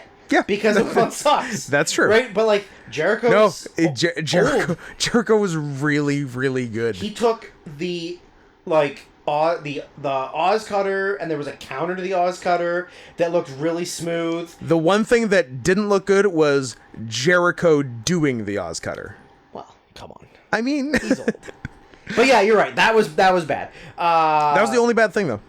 It was legitimately the only bad thing. It was great. He did not look out of place at all. He did not look tired. No. He didn't really seem like he was sort of struggling to keep up with Ospreay. It was really good. Yeah, I couldn't believe how fucking good this match was. Here's what I wrote down. I wrote down 4 1/4 to 4 1/2. Oh. Talk me into it.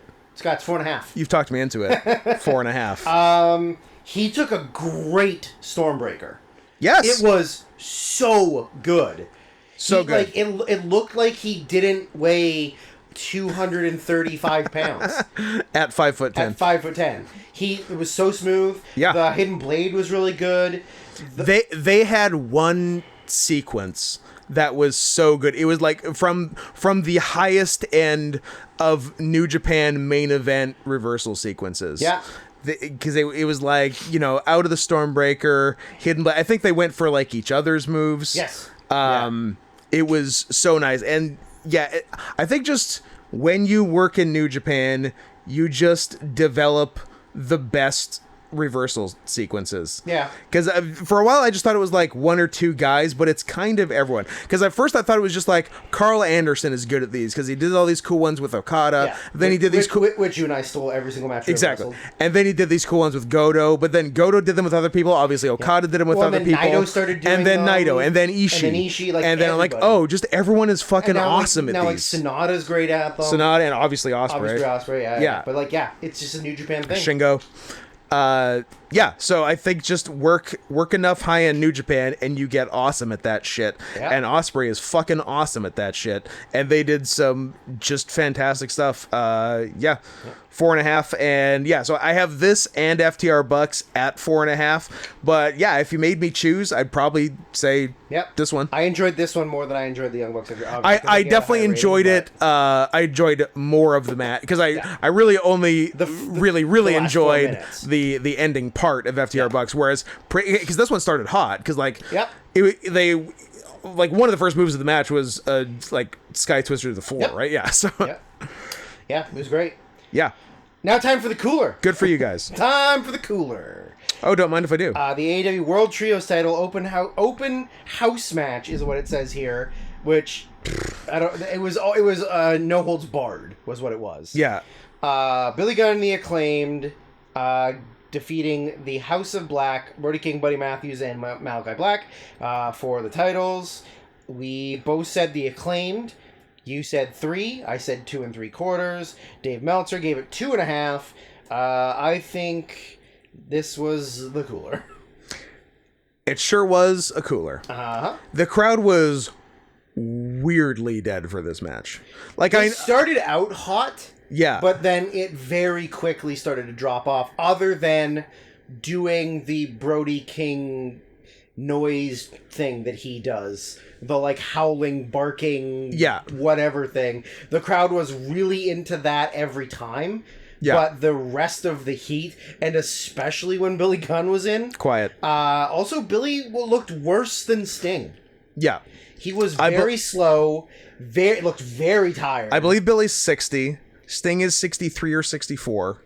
Billy looked worse. Sting's 100. Billy looked in better shape, but worse. Sure. He did the saddest corner-to-corner splashes I've ever seen. Sucked. Sucked. Just sucked. He did do... Billy is 59. 59. He turns 60 November 1st. And Mr. Borden? And Steve Borden is 64. Yeah. He's turned 64 already this year. Yeah. In March. Yeah. Sting looked better. Sting looked way better. But Billy Gunn did do a sick one and only, so you can't be too mad. Yeah, I'm so happy he did the one and only. Yeah. I love the one and only. His best finisher. It's such a great finishing move. Yeah. But yeah, I don't know. It was really underwhelming. They did too many of the same, like, diving sequences. And too many of the same finishing sequences. It was like weird slam elbow kick out. Yeah. Weird slam elbow pin. Yeah. I don't get it. It did not work for me. It's a no from me, dog. I give it 2. 2.25. To me, this was the worst match on the show. This might have been worse than the women's, but I gave the women less because I'm misogynist. 70%. That's true. So yeah, they might have had a higher star rating. Yes, but you can only give them 70% of what I'd rating. give the men. Yeah, so there you go. And finally, the main event. What was the joke I heard? Let me butcher it.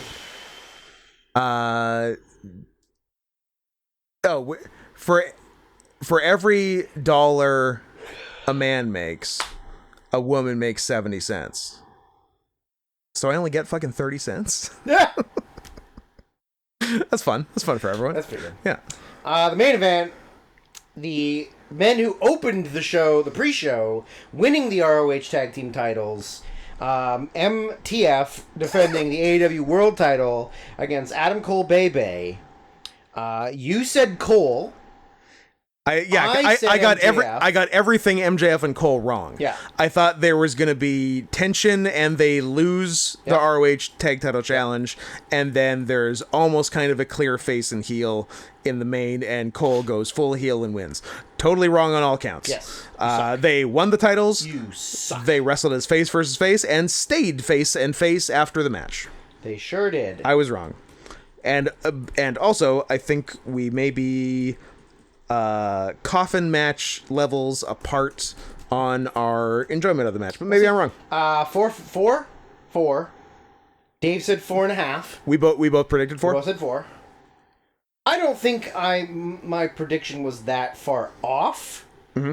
I just think that they did too much of the, like, like of the Gaga double clothesline, they both pinned each other, and then ref bump, and then teasing doing the chair thing, teasing doing the belt thing. Roddy comes down, interferes. Easy night for Roddy. Good payday. Teases doing the heel turn. Like, yes, that's part of the storyline, but you're just it's just too much. Way too many things going on. It went almost 30 minutes. Yeah, it could have gone shorter, and I would have either scratched the double pin or the ref bump. I don't think you needed both things. I think you could scrap the double pin scrap the double pin because it was just a comedy thing of double clothesline. Yeah, and then because they both hit that being said, when they couldn't kick out. That being said, when they hit the clothesline, giant fucking sure, pop. but then when they double pinned each other, it was a giant boo. Exactly. So you immediately killed it. Yeah, and the whole point of it was that it's a dumb comedy spot from being a tag team. Yeah. So I think you cut that. I think you do the Roddy thing. Yeah. And you get the exact same result. Yeah, and you don't have to do the tease of MJF says no to 5 more minutes. Boo! We're gonna go till we have a winner. Yay. Immediate ref bump. Here comes the ref bump was so soon after the restart. I just think it was too much. I agree. You didn't need that, and I think you could have done the double clothesline and then done a double 1 count. Yeah. And gotten a bigger pop. Yeah. But that said, considering it was the end of a long show, they had the crowd, especially seeing as the crowd was dead in the previous match. They totally had them. Like, they were one of the main things the crowd was there to see. Obviously, they did a lot of good stuff. For some reason, I was really hoping they'd do a Panama Sunrise on the floor, and they did. They did. I was excited for that. Right at the entrance. Right at the entrance. Yeah. Yeah. It was gross. Yeah, I thought that was sick. They did a bunch of good stuff. And also the ring, teasing that he was going to get him with the ring. Yeah, there was too many things. I hate wrestling. There was a lot of I'm gonna do this mean thing. Nah, I can't. I like you too much. Like the crowd expects there to be a turn, so let's just tease doing a turn the entire match and then not do it. I don't know. I just hate wrestling.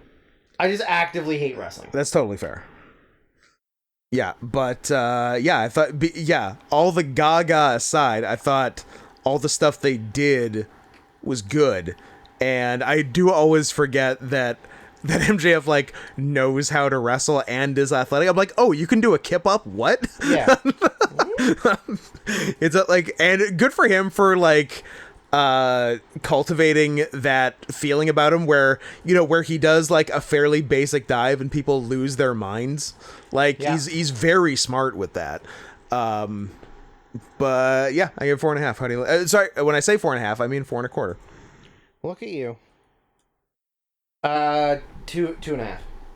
Okay. No, I'm staying at 4. 4 even, yeah. I'm saying 4 even. Yeah, I still thought it was good. There. I just thought it could have been so much better if you just get rid of all the bullshit. Did we? Did we drop off on cage match numbers?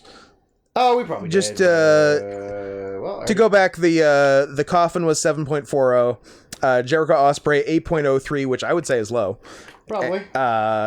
House of Black Acclaimed 5.72, about right, and this one 8.62, the highest on the show. Rating ever. Cage Match says this was the best match on the show. Well, Cage Match is entitled to their own opinion, but also it sucked. No, I'm just kidding. It sucked. I hated it. It was my second best match of the show. Yeah, tied for third for me. Yeah. So yeah, it was a good show, but I wanted more big marquee matches, and this did not have them. No, nor did All Out for the most part, but also had some very good matches. Sure did. But AEW's weird. The booking is so strange. They first of all, every pay-per-view seems to come as a surprise to them. Everyone. Well, to be fair, Tony's doing a lot of drugs to keep himself motivated to book all this wrestling. Although it sounds like but he's not Danielson's just been doing Collision now. I think so, yeah. Yeah. But like, yeah, like it's always a surprise. We have to book like 12 matches the Wednesday before the pay-per-view every single time. Yep. And oh shit, we got a pay-per-view on the weekend. You're wrestling. You go. Yeah, just mush them together. Yeah.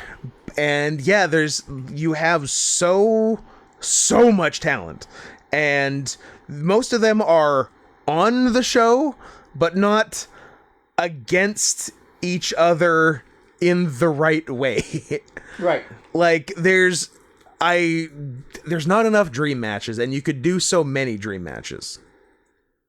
Yeah, and I think you're just putting a lot of really good wrestlers in 6-man, 8-man, big gimmicky shit, when if you want to put on the best show, why does Omega not have a singles match? Why does Claudio not have a singles match? Yeah. Why, like, you know, why... Omega, Claudio, Mox, no singles. Takeshita. Yeah. I mean, even Hangman Page in a singles is better than a 6-man tag.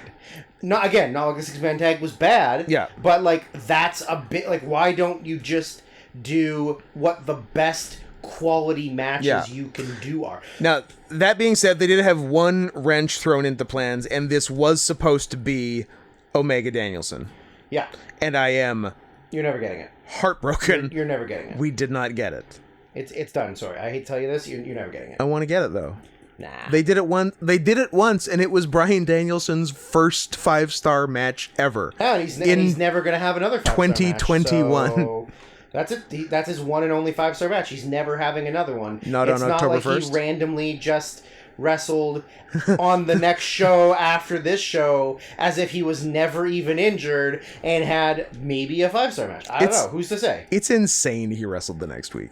I don't get why he couldn't have sucked it up and wrestled 1 week earlier. No. Okay, I guess I'm the asshole. I mean, even the week he wrestled was like 4 or 5 weeks way too soon. I mean, yes, and you can kind of protect yourself. And it was a style of match that he could kind of get away with, but still, it's insane. I think you can protect yourself against Omega. It's not like Omega's dangerous or sloppy, but it's maybe not the, like, intensity. But you're probably going to want to throw strikes with your right arm, where he didn't throw one in the match he did. Nope. Smart man. Because he had a weapon. Because he couldn't. So, that was all in. The biggest show of all time. On paper, not the biggest show of all time. Nope. Some very good matches. Yeah, on the whole, fine, though. It sure was, on the whole. I definitely wouldn't have watched the whole thing if I wasn't watching it for the podcast. Nope, I would have watched the top few matches. I think I would have watched 3 matches. Yeah.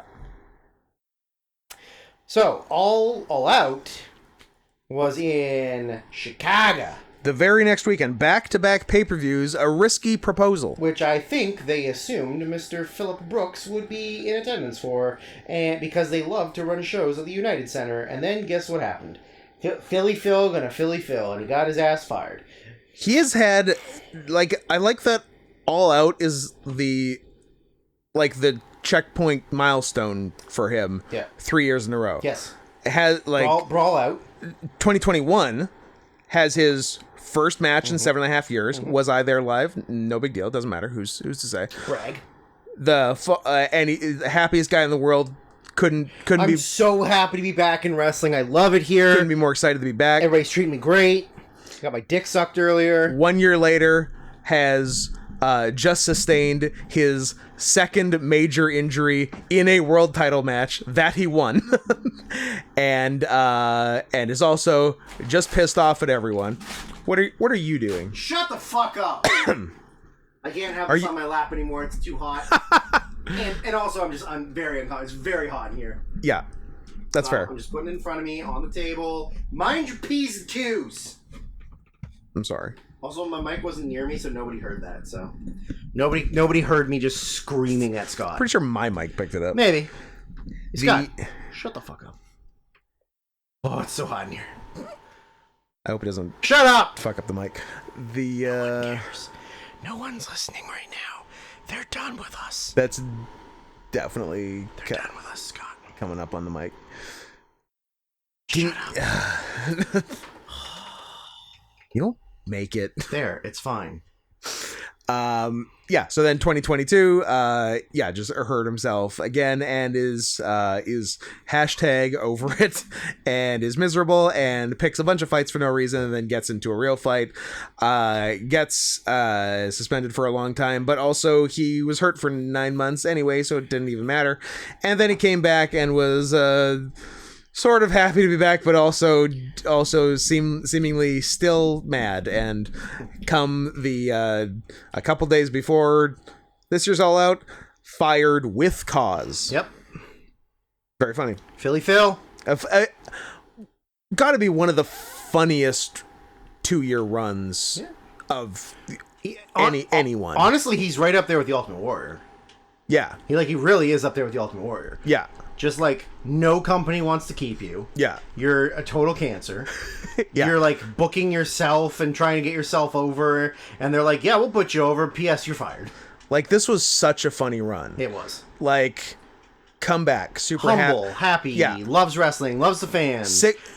6 months of I'm going to call it the era of good feelings. Yeah. And then starts getting heat with people, hurts himself winning the world title, has to give up the world title. Yeah.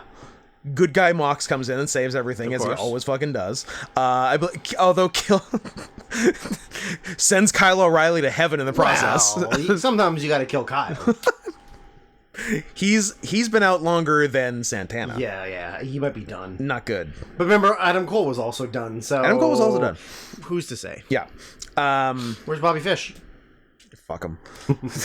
Who cares? Hang him by his neck in his fucking closet. I hope so. So what was the punk? Oh yeah. So hurts himself winning the title, gives up the title. Comes back, loses the match for the title in like 2 minutes. The 5 days before the pay-per-view. Yeah. Then they do the pay-per-view. He wins it and hurts himself again and causes the biggest fight in wrestling history. And then out for 9 months. 9 months. Yeah. Back. Heat with everyone, needs his own television show in order to continue, gets people even tangentially related with people he doesn't like thrown from the building whenever he's there, even though they're part of talent relations, even though they're the head of talent relations. And then gets in another fight at the biggest show of all time, and fucking enough is enough. Phil, you're fired. I hope you never wrestle again. That's a hilarious run. Yeah, I love it. I hope you never wrestle again, but P.S. WWE will sign him tomorrow. Be interesting. They might. Looks like somebody's getting up. I'm just adjusting. Somebody's got to make boom boom. No, I already did that. In your pants. Yep. You think I'm coming to the all in and all out review not diped up? That's true. You're out of your mind. You are a big dipe guy. You don't know me if that's what you think. What was a very stupid joke I heard that I thought was kind of funny? A guy goes out drinking with his buddy, and he gets so drunk that he throws up on himself. Mm-hmm. And says to the bartender, "There's no way I can go home. My wife's gonna see the puke and know that I got drunk. I'm completely screwed." And the bartender says, well, "Here's what you do: get a $20 bill." Go home. When your wife sees your shirt, tell her that some guy puked on you and gave you $20 to get your shirt dry cleaned. That way you won't get in trouble. And he goes, that's great. So he goes home and he knocks on the door and his wife sees his vomited shirt. And he goes, oh yeah, some guy got drunk at the bar and he gave me money to get my shirt dry cleaned, and he hands his wife money. And she looks at it and she goes, why is there $40 here? And she goes, oh, he also shit my pants. That's fun. It's good. I like it. I like that. I like when somebody else shits my pants. So All Out pre-show 0 hour. Yep. We got the over-budget charity battle royal, which is very silly. You're over budget, but then you're donating money to $50,000 to a charity. And also, it's very funny that there's a bunch of bad guys competing in the battle royal for charity money, for the chance to donate $50,000 to the. Although it would be cool. 1, 2, 3, 4, 5, 6, 7, 8, 9, 10. 11 of the guys in the match are heels. A majority heel battle royal. Although it would be funny if a heel won and then donated to something dastardly. Yeah. Babies against milk. I don't know. Couldn't think of anything better, so that's what we're going with. Babies against milk. Bam. The landmark case of Baby v Milk 1972. Adam Page won. It's your very basic battle royal. It is what it is. Some fun spots, whatever. Meltzer gave it 2.5. It's. I'm gonna steal Dave's rating because it's just a battle royal. I gave it 2.25. Sometimes you don't need to go into depth on this. It's a fucking battle royal. Sometimes AEW does like overachieving battle royals. Sure. Yeah. This was not. This they had one on. I feel like a couple of their like casino battle royals have been really good. This was a battle royal. I like the concept of the casino one where it's like multiple people come in at like 5 at a time. That's pretty good. I like that. And then the Joker, like that's how you debut some people. But anyways. and they never win though. That's true. Then you got a women's 6-woman tag. A woman's 6-man. Hikaru Shida. How come I never say a men's 6-woman? And I don't know why is it Manchester, not Womanchester? Herstory. Hikaru Shida, Sky Blue, Willow Nightingale against Athena Diamante. Has anyone written a book, The Herstory of Womanchester? They should. I'm going to write that down. I'm going to write that down for later. Mercedes Martinez with Billy Starks, which was a shocker to us. We're like, oh, Billy Starks. Is it also... And also, I couldn't have told you what side she was on. I think the heels? I mean, she is, but I didn't know that. I don't know.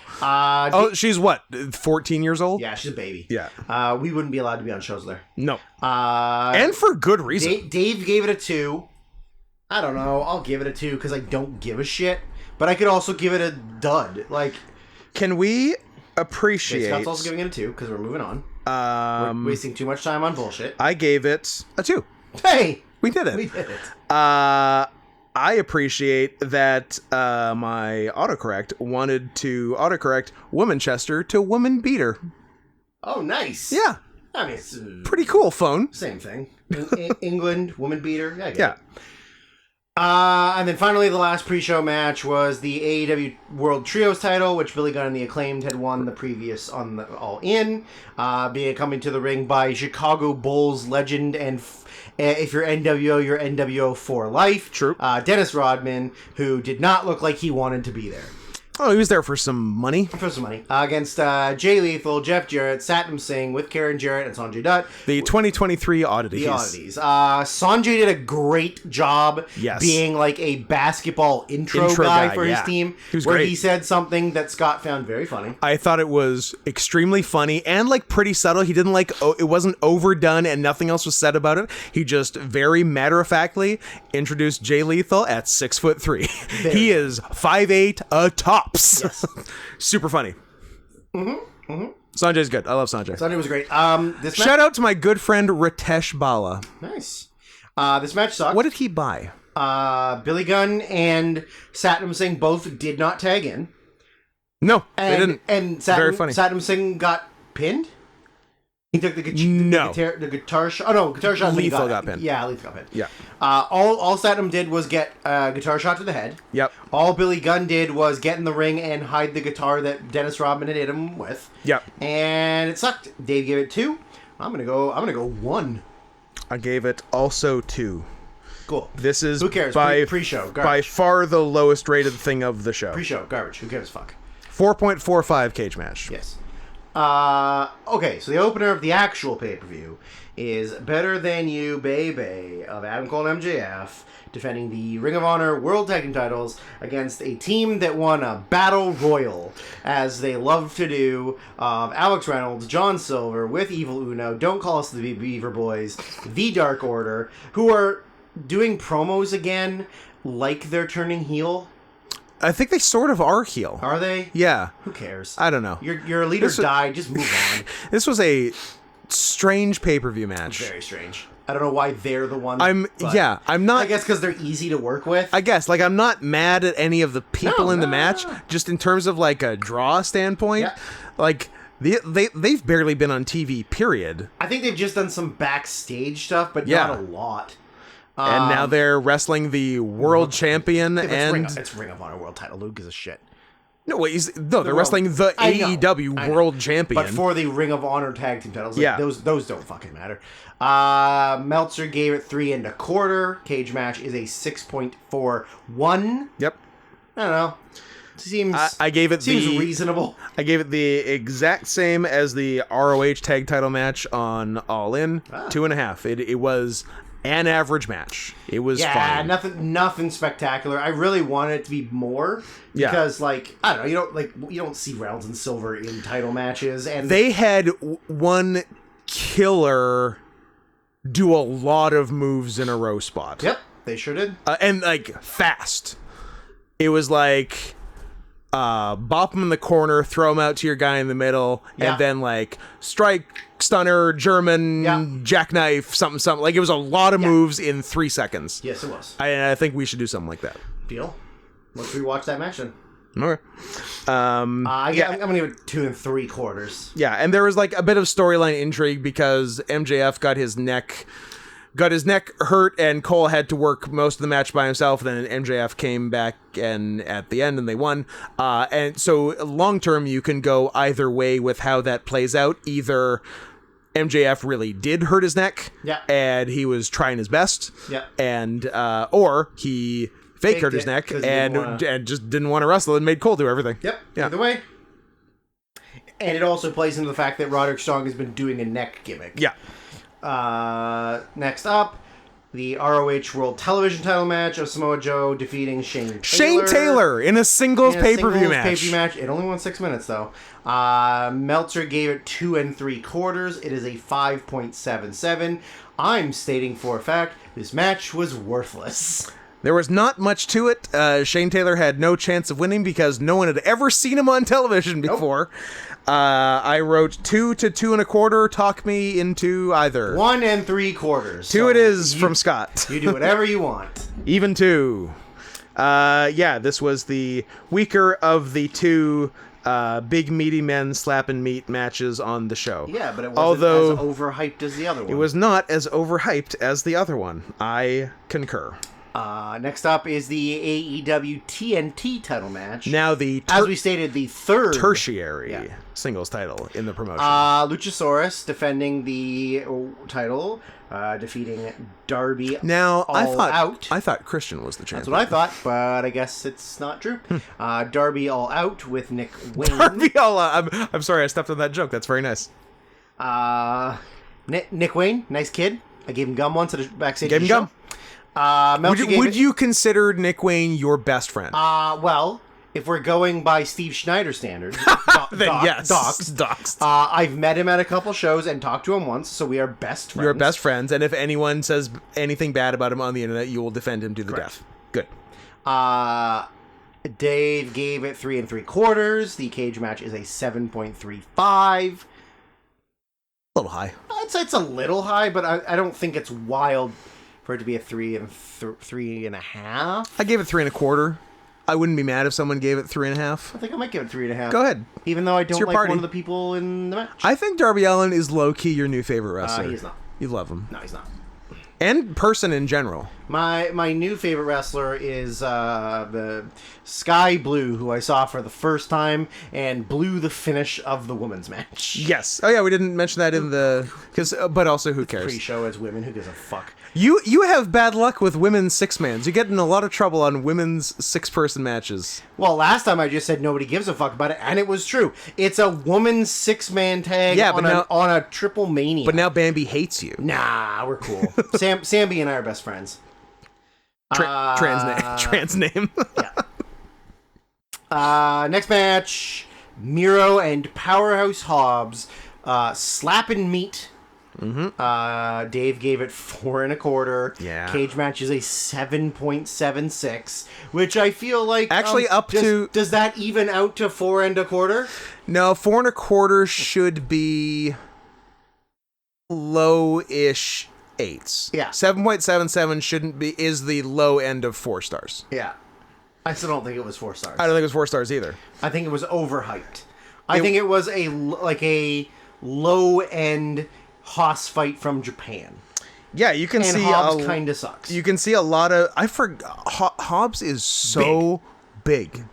His shoulders, his shoulders, traps. his shoulders, traps, his chest. And fucking his mountain of a man. Big, it would be cool to be that big for one day. Yes. I don't think Don't live your life like that. I don't think I'd like to live my life like that. That seems inconvenient. Your heart's gonna give out. Yeah. He's definitely a guy who should go to WWE.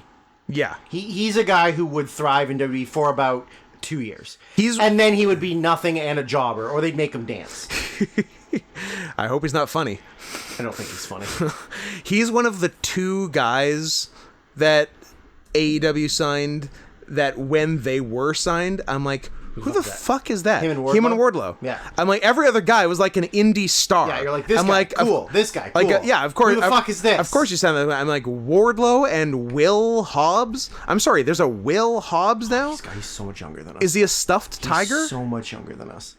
Oh, is he in his 20s? He's 32. Oh, I can, you know what? I've made my peace with people in their 30s. Even early 30s, I can swing. If you're 32, he's been wrestling for 14 years. Wow. If you're in your 20s, you can absolutely go fuck yourself. I agree. Oh boy. Yeah, so this... Yeah, I think it just overachieved a little for what people were expecting. Because they just sort of did a match for the first half. And then the crowd started chanting meat. Yeah. And to their credits... And then Sean Stasiak came out. To their... No, he's not dead. He feels like he should be dead. Yeah. Is that a nice thing to say about someone? He feels like he should be dead. He should be dead. And to their credit... His dad wishes he was dead. Absolutely. They heard the crowd... Dead for a long 40 time. years, probably. They heard the crowd chanting meat, and they're like, let's do meatier stuff. So, that was good. Yeah, because they probably did adjust the match some. I would say so. Yeah, based on the crowd. Yeah. Because they weren't doing a lot of meat slapping in the first third of the match or whatever, really. And then they did lots of punches, lots of sloppy throws. Let's be honest, and and it was fun. But this suffered from what I had heard about it because I was expecting a lot better. Yeah, me too. Yeah, that's the problem. Is like you hear this stupid internet hype, and then you watch it, you're like, that was all right. I'm giving it 3 3/4. I gave it 3 1/2. Wow. I wanted a lot better. Yep. The good stuff was good. The rest was whatever. Yeah. Speaking of whatever, AEW TBS title match. I am fucking alone on this match. You are. I liked it. Well, you're the one. Dave gave it 2.5. The cage match is a 6.52. I gave it 6 1/4 stars. Nice. This, I think I expected it to be garbage, and it was pretty good because they actually are 2 of the better women's wrestlers they have. Yeah. Statlander has improved greatly since she's been back from her injury. Yeah. She's significantly better. Her wrestling has improved. Her character is now non-existent. Yeah, she's just a wrestler. She's not an alien anymore. Yeah. She's not booping people. No boops. No boops. So you and lost. she's somehow less ugly, which is important. She is less ugly. Yeah. So good for her. Fast forward to the end, I gave it 3 1/4, which is the highest rating I've seen for it anywhere. 3 1/4. But buddy, what are you doing? I thought it was pretty good. Ruby did a drop kick off the apron. Oh, also in both matches ? Darby did that just fucking top to guy sitting on a chair on the floor drop kick. Don't like it. You gotta not do that. Don't like it. You gotta not. Why are you trying to kill yourself? That is fucking psychotic. Yeah, I don't like it at all. But even off the apron is nasty, especially for a girl. Yeah, but they're small, so when they land, it doesn't hurt. I guess. I wouldn't want to do that because I don't want to have all 220 pounds of me landing on my spine. Yeah, that's. But if I'm a 110-pound woman, yeah, I'm probably fine. I'm doing it all the time. I'm floating in the air. But yeah, everything in this was clean, and I was just like, oh, this is pretty good. And I was surprised how much more than Meltzer I liked it, because he's usually fairly generous in these things. I'm like, I guess I'm the guy who loved Chris Statlander versus Ruby Soho for the TBS title. My favorite match on the show. I give it 2 3/4. Higher than Meltzer, lower than you. Yeah, so we're only half a star off. Next up is a no disqualification strap match. Bryan Danielson, Ricky Starks, 5 stars, whatever, who gives shit. Featuring a guy with an actively broken arm. Actively a broken arm. But you know what? If anybody can wrestle a strap match with one arm, maybe Bryan Danielson. It's probably Bryan Danielson. As he appeared to prove here by... You talk, I gotta pee. I can't hold it in anymore. I've been holding it in for 3 hours. You're a good man. Oh boy. Oh, don't hurt yourself on the way there. So it's so much nicer out here. I bet it is. I'm excited to go in a room that's not this when we're done. What are we at? Yeah, we're over 3, but we're near the end. We're going to be well under 4. I'm feeling better about that. People might listen to this. Who's to say? So Bryan Danielson shattered his arm on June 25th, whatever the match with Okada was at Forbidden Door, end of June. Was told 4 months, probably. When I broke my arm, it was first week of June. I came back in October, so 4.5 months probably, which is about right. And then another time when I had the second surgery on my arm, I came back in 2 weeks. Yeah. So don't do that. But I guess that does make me, and I don't like to throw around the term hero, but I will in this one isolated case, more of a hero than Bryan Danielson, I think. Probably. Drew's making noises from the bathroom. I don't know if they're in reference to what I'm saying, or if he's just got his own stuff going on, or if the pee turned into something more. And by that I mean a cum. Don't you hate it when unsuspectingly a pee becomes a cum? So this match was supposed to be CM Punk versus Ricky. Were to you lying about being better than Bryan Danielson? I didn't say it was better. I said it was more of a hero. More of a hero than Bryan Danielson. You disagree? Yeah.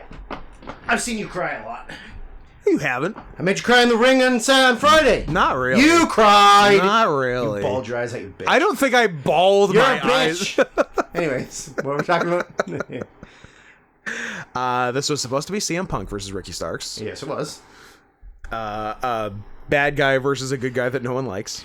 Correct. And this turned into a bad guy versus a bad guy that everyone likes. Everyone likes. Mobs. Brian's kind of a reverse CM Punk. Yeah. Yeah. No matter how hard he tries to be he's a bad guy, he's a beloved heel versus a loves him. hated face. Yeah.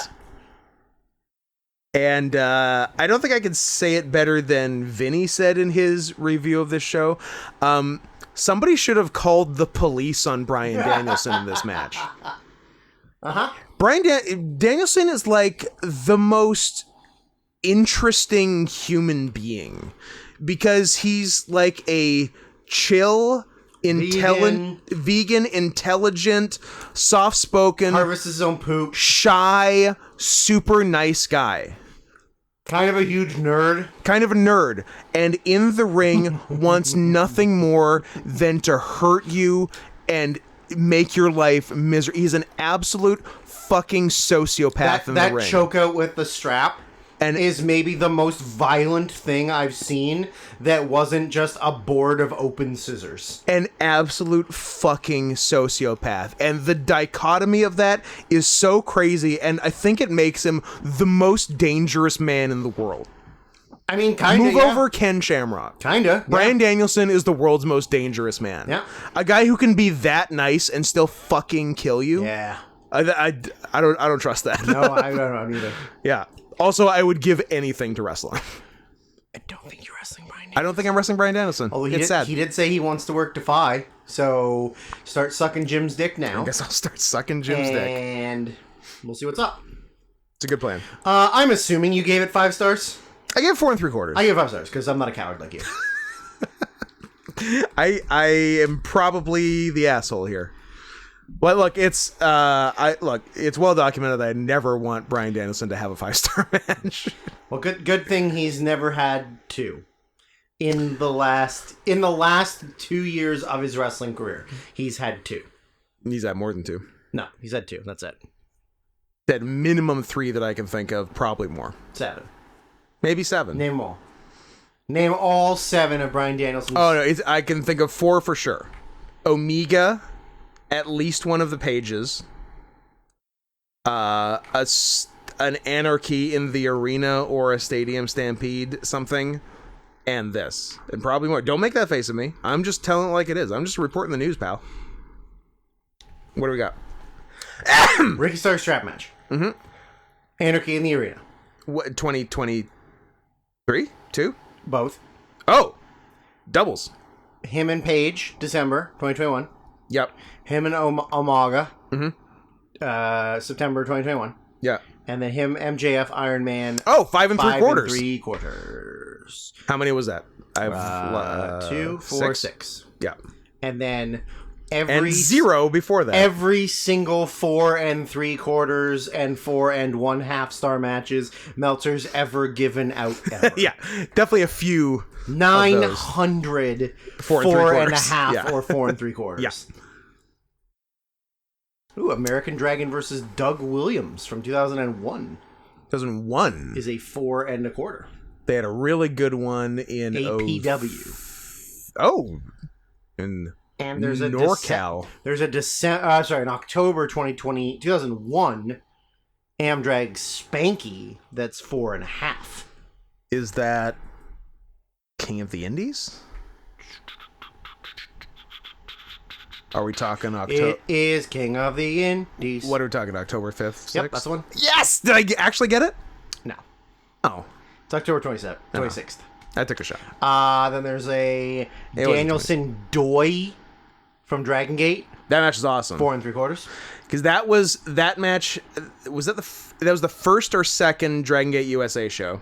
It had Danielson Doi and Shingo Davey Richards. And a lot of people said Shingo Davey Richards was better, and they were wrongo. Not according to Cage Match. Good. Cage Match is I think 935 for Danielson and 909 for... Yeah, I think history came around on it, but at the time, everyone's like, Shingo Davey's so good. I'm like, Shingo Davey's not the best match on the show, asshole. This is a very good show. Don't eat your windscreen. It's a very good show. It is a good show. It's, I'm thinking September 2009. Yeah? Yeah? September? It's... No. I can't even say what I was going to say, because it's even more autistic.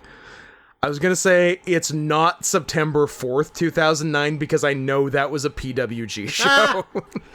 You're close, though. Is it the 5th? It's the 6th. Oh, same weekend. Yeah. Big weekend. Big weekend. That September 4th PWG show is awesome as well.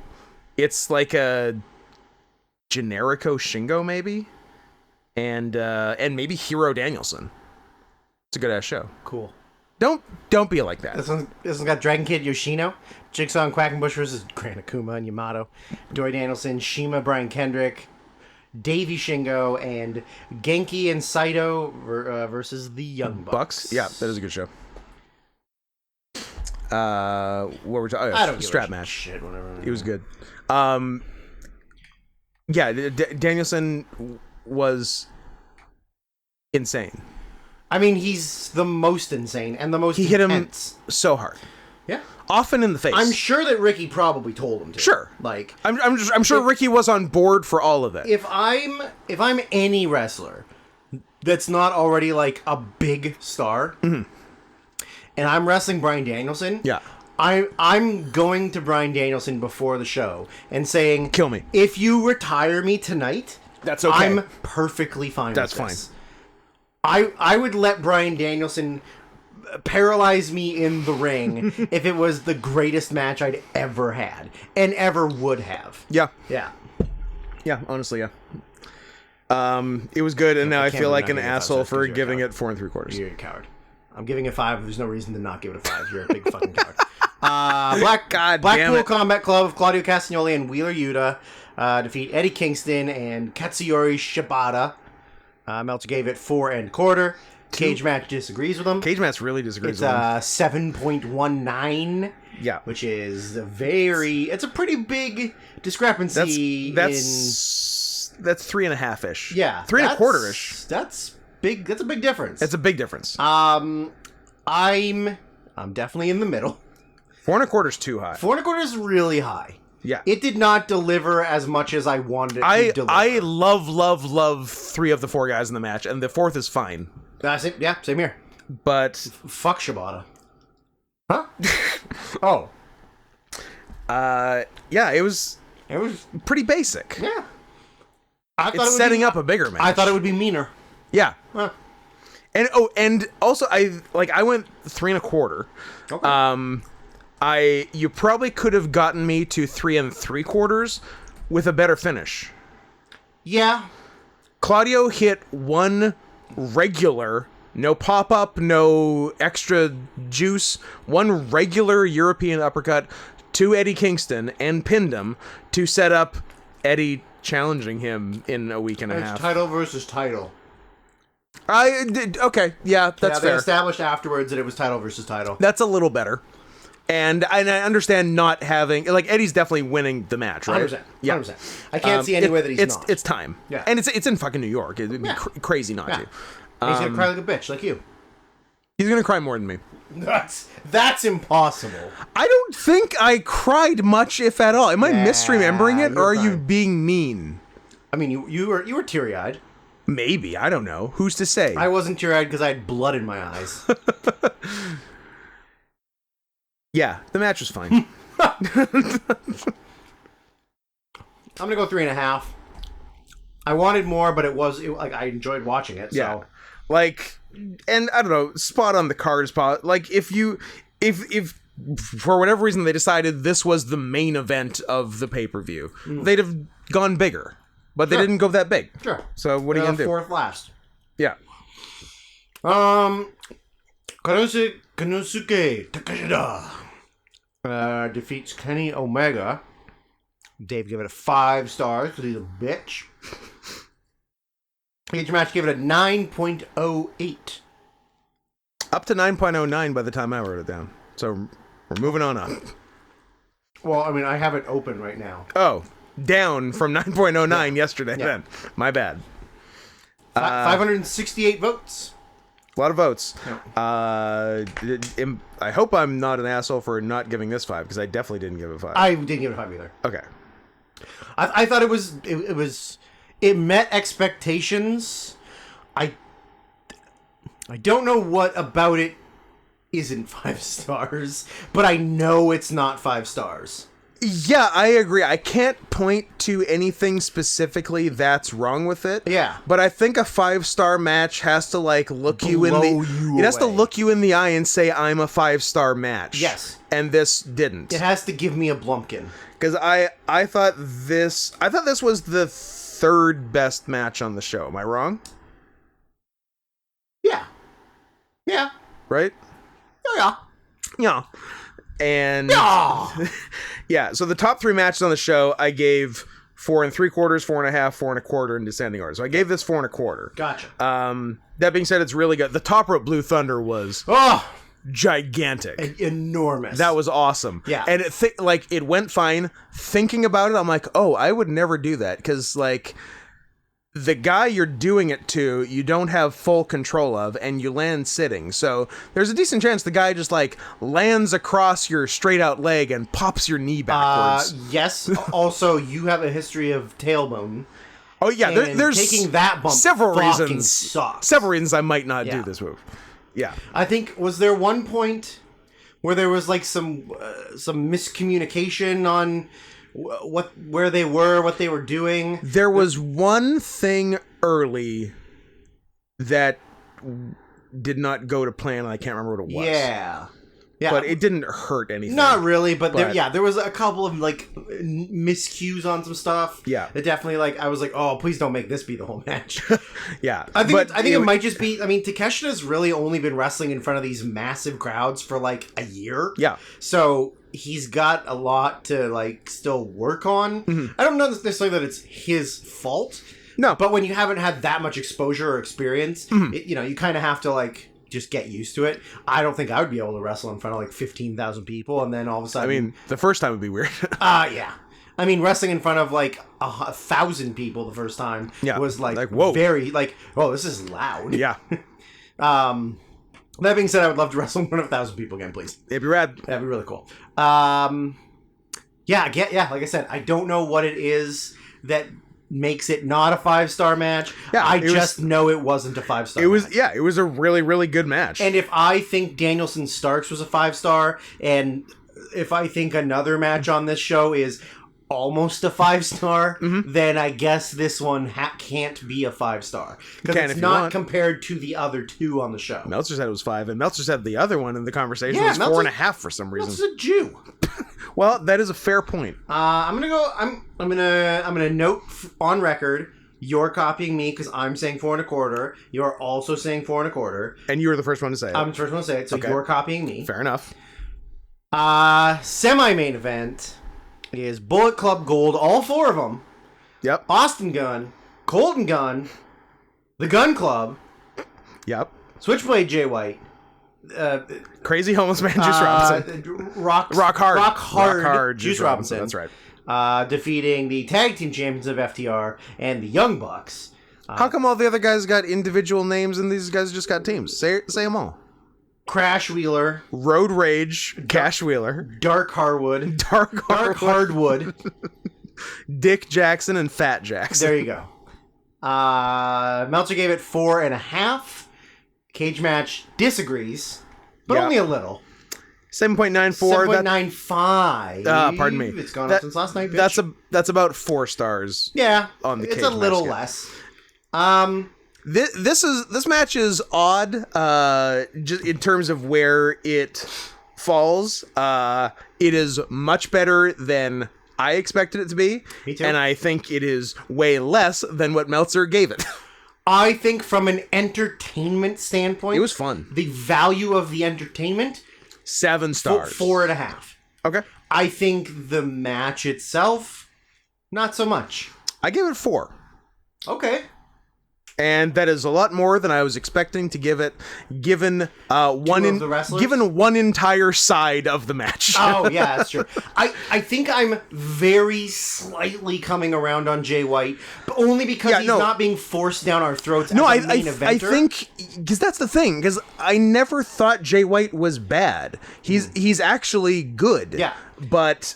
He's not a main event dome show main eventing world champion. The fucking dome show. Like, he's not that guy. Yeah. He was the replacement for Kenny Omega. Yeah. And it didn't work. But if you want to be a good upper mid-card guy, great. And I'm fine with him pushing for a title match. He's really smooth. He is very smooth. He's really smooth. He's smooth. He's athletic. Yeah. He's got great ring presence. I thought you were going to say abs because he has great abs. Holy shit. Not John Hennigan, though. He's no Johnny TV. He's no Dave Meltzer. He's no Dave Meltzer. I'm slowly coming around on Jay White. I don't want him to be the world champion. I don't want him taking away somebody's main event spot in New Japan. Yeah. But if he wants to take away somebody's main event spot in AEW, I'm kind of fine with that, right? Yeah. I thought he looked good. We talked about, like, the Guns were pretty entertaining in this. Yep. I love their entrance. Their entrance is so good. One entrance I forgot to mention. I guess it was I guess was at All In in the coffin match. Prince Nana dancing is the best. It's become a thing. I love him. He does it. He did it on this show. Maybe this also. No, he did it on like a TV show, Dynamite, I guess. Uh huh. Yeah, it's a thing now. It's fabulous. Like his thing now. It's so good. Yeah, Prince fucking Nana in 2023. In 2023. Wild. Very cool. Wild. Is Stokely Hathaway? I don't know. He's just not on TV right now. I don't know why. Yeah, maybe. Cause I'm not. Well, his faction kind of broke up. He was in AEW, right? Like, I'm not crazy. He was managing like Big Bill and those guys. Yeah. Ethan Page and them, but they're like not a team anymore. Yeah. So did you happen to see what Big Bill did on Dynamite? No, I know he wrestled Moxley. Okay. Mox bled. He put his hand in Moxley's blood. He wiped it around his lips like lipstick. Ooh, I like and then that. he started acting all like that's Fago. Fun. And it was very funny. That's very fun. Look at me. I'm a pretty lady wearing lipstick with blood on my lips. Yeah. He's weirdly very funny now. Do I like big ass now? You might like big ass. I like that Moxley is running through the division alphabetically. Because he did Action Andrade, AR Fox, Big Bill. That's really funny. Yeah, I hope that's actually what he's doing, because that's great. Very funny. Yeah. But if it was just a coincidence, then that's also not like that's still funny. But someone raised the point. It's cool that Mox is doing all these open challenges for the title, but how come only geeks are accepting them? I don't know, because they're the only ones that are not afraid to face him. I guess they're going to have to do gross shit. I suppose. W. Morrissey. Anyways, you're going 4. I'm going 4. There. And we're saying about the guns being fun. There. Entrances. Yeah. But who was Austin Gunn like one of the first in the match? He is so fast. He's very fast. He was fucking very moving. He's Austin definitely got Billy's athleticism, and Colton got Billy's size. Yeah. But Colton is a much worse wrestler. Yeah. And Colton is a worse wrestler. Austin's maybe a better wrestler, but it's just because he's like taller and like more like athletic. Fit. Yeah. But yeah, wild that like your dad's 6'4", your brother's 6'4", and you're like 5'10". Yeah. And you went bald very quick. Oh yeah. Also, I'm gonna say 2 seemingly divergent statements. But neurodivergent? 2 neurodivergent statements. I feel that both are true. Tell me if either is wrong. Okay? Nick Jackson has long hair. Yeah. Nick Jackson is completely bald. Both correct. Thank you. Completely correct. Just a dog shit hairline. Just the worst. That's why he wears a fucking bandana. Yeah, he knows what he's doing. Not like we're not running on perfect time right now.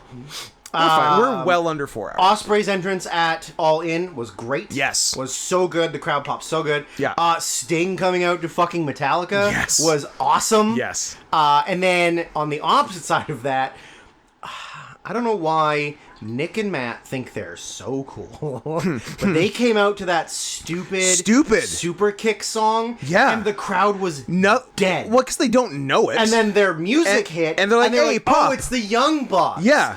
Dumb. Yeah, terrible. It was just sort of like repeated like super kick gonna knock you out or something. Terrible. It was stupid. Horrible. What the fuck was that? I don't know, because they think they're cool. They're really not. They're Christian nerds who aren't really Christians. That was odd. Was there anything else? Oh, Takeshita's entrance is really weird because it's like it's just a low droning noise, which is very weird. It's with unique. Like paintings. Yeah, but you know who it reminds me of? I don't. Dan. Oh, with Dan's weird. Dan does also have terrible entrance music. Yeah. I liked it until you made that comparison. Right? Now I don't. Yeah. Sad. Anywho, you're giving it a 4. It was better than I thought. I loved all the mix 'em up FTR and Bucks double team stuff. Fun. The best one was Dax and maybe Nick doing the BTE trigger together. And Nick is doing all the theatrics like the BTE trigger. And while he's doing that, Dax is looking at his non-existent watch, waiting for time to do the knee. And then they do the knee. That was really funny. Was beautiful. That was really, really funny. I like their chemistry together. I don't know where it goes. I think we have another better Bucks FTR match. I guess. Hey, and if you want to have it, I don't know, October 1st in Seattle, then hey. I'm not going to complain, but I might complain. No, I'm not going to complain. I'm not gonna steal your 4 because I don't think it's a 4. Okay. But is this the... I was very entertained by it and pleasantly surprised. Miro and Hobbs, I gave a 3 3/4 to. I think it's better than Miro Hobbs. Yeah, but that means I have to give it a 4, which means I'm stealing your 4. You could just give it a better 3 3/4. You know what? Better 3 3/4. There you go. 3 7/8 it is. The main event, AEW International title, not to be confused with the All Atlantic. No. Different. Representing, Japan, China, Guam, Russia, Peloponnesia. Yeah. No, that's Greece. I meant Polynesia. I was going for French Polynesia. But it's late in the podcast, and that's how good my brain's working right now.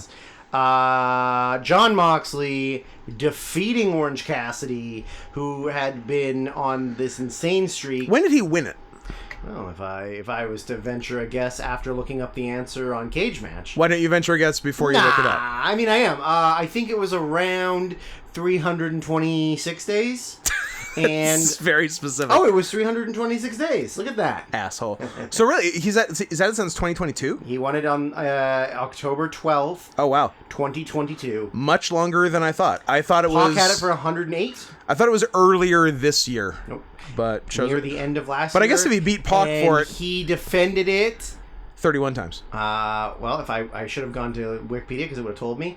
2, 4, 6, 8, 10, 12, 14, 16, 18, 20, 22, 24, 26, 28, 30, 32, 33 times. I think you did an extra 2, and I think it's 31. Because I think they were throwing around the number 31. That wasn't a guess by me. Okay. Maybe shut your fucking mouth next time. That's on the table. How about that? Yeah, if he beat Pac for it, it was a while ago, because Pac hasn't had a match in 6 years. Well, he's hurt again, right? He's hurt again, and then also he's just kind of a jerk a little bit. He's hurt. He's at any given time, he is either hurt or has a visa issue. Stop beating off. We're fixing my door. How about the fact that his first title defense was a triple threat against Roosh and Ten? Weird. That's his first title defense. His second and it only went up from there. His second was a triple threat match against Luchasaurus and Rey Fenix. Huh. Then Shibata, Lee Johnson, sure, Jake Hager, QT Marshall, Trent Seven, Trent Beretta. Wow, double Trent. Kip Sabian, Jay Lethal, Lee Moriarty, Wheeler Yuta, Big Bill, Jay Lethal, Jeff Jarrett, The Butcher, Dralistico, Buddy Matthews, Gabriel Kidd, Bandito, Daniel Garcia, Kyle Fletcher, Al Battle Royal, Swerve Strickland, a four-way with Garcia, Shibata, and Sabre, Archer, AR Fox, Giant TV, Wheeler Yuta, Aaron Solo, tight, Penta El Cero Miedo, and Jon Moxley. Pretty good. That four-way at Forbidden Door was really good. Yes. Yeah. It sure as fuck was. What did Meltzer give it? Meltzer gave it 4 stars. You know what else was good? This fucking match. Nah, it was fine. Yeah, it was awesome. Not that I don't already like men. Really, not that I don't already really like Jon Moxley. Yeah. But he was just like really awesome in this match. He was such a fucking badass. And he was a monster in this match. He should be a monster more often. Not to go back, we forgot about him taking bamboo skewers in the All-In match, and it was fucking disgusting. Yes, it was. Mm-hmm. In fact, and then immediately taking Penta's finisher, which I'd be real careful after taking skewers about any sort of move that drops me anywhere near my head. Yeah, you'd think. Yeah, but you didn't get. Yeah, that was one of the many very cool things in the latter part of that match. And Penta's costume change, very silly. I meant to mention that 1,000% unnecessary. Yeah, but whatever. You do that if you're going. Oh, I'm hurt, but now I'm back as Dark Pentagon. You do that if you're going to win. Yeah. Not if you're just going to do one move, another spot, and then be done. He literally did one move and was done. Yeah, one move on a broken ladder move, and then he was out of the match. Yeah, worth it? I don't know. Very silly costume change. You're right. Mox was a monster. He was so awesome. I liked this storyline building to this, where like Cassidy was admitting that he was like, I'm tired. I'm getting fucked up. I'm beaten down. Like, I want to keep defending this, but like my body's mad at me. He's covered in KT tape. Yeah. And then Mox is just like, well, shame that I'm gonna murder you. Yeah. Yeah. Yeah. He's like, you've been on quite a run. I'm fresh and big, and I'm gonna kill you. Let me hurt you. Yeah. Yeah. And we talked about it off pod, I think, of like the person you had said that maybe you heard it, or maybe I'll give you credit that you came up with it. That I'll go with that. Whoever beats Cassidy has to be like a big win. I heard Brian or Vinny say it, and I agreed with it. But it was you. You told Brian and Vinny that. I told, yeah. Yeah. And it makes sense, yeah. Like, I mean, I think you could have done it with like somebody you were trying to make big, but I don't think it has the as much impact as Moxley fucking murdering him. Yeah. Yeah. I can't believe it's not butter. I can't believe how much Orange Cassidy has bled in the last, 4 months. He's had a busy little time lately. Like, every match, he's just bleeding like crazy. Yeah. I mean, good for him, but... Yeah, I think this match, these are still good chips. Majorly overachieved. Yeah. Like, I knew it would be good. Also, we had no idea going into the show what the main event would even be. No. Because this match didn't have a clear... Because there's no world title match. I think I would have said Takeshita and Omega. I think we would have guessed Takeshita Omega. Maybe Danielson Starks, maybe. And, yeah. But, no, it was this, and... It was the right move. They did not disappoint. Yeah, it was the right move to put this in the main event. Mm-hmm. Yes, Takeshita and Omega would have been great, or Starks and Danielson would have worked. Like, they would have been perfectly fine as main events. Yeah. I think this being the main event made the match better. Made the match better. I think it makes the title even more of the secondary title. Absolutely. Because you have one of the most decorated former world champions holding it. Yeah. He beat the guy who's had it the longest. Do you think Luchasaurus is defending the TNT in the main event? No. No fucking way. Not a fucking chance. You mean Christian Cage. Yeah. Sorry. But yeah, I think it was the right move. And it did not disappoint at all. Cassidy is such a fucking good babyface. Yeah, he's such a great babyface. So crowd was so loves him. into everything he did. Any comeback he made, they were so on board. Yeah. They didn't know who was going to win. Nope. I did because I watched it yesterday. But I wouldn't have known at the time. It could have gone either way. Yeah. But yeah, and I think for the finish they were doing, I think it was the right way to do it. Just overkill by Mox. Yeah. Hit the Death Rider, kick out. But that was it. Cassidy's used done everything. Cassidy's done. He just doesn't know it. Yeah. And then flips off Moxley. And then Moxley hits probably the meanest Death Rider I've ever seen. 100%. Killed him. Just so scary. Killed him. So scary, right in his fucking head. Yeah. Separated both his shoulders. Yeah. Yeah. And then didn't even need Cassidy to jump for him. No. Just lifted Shot him him up. and dropped his ass. Yeah.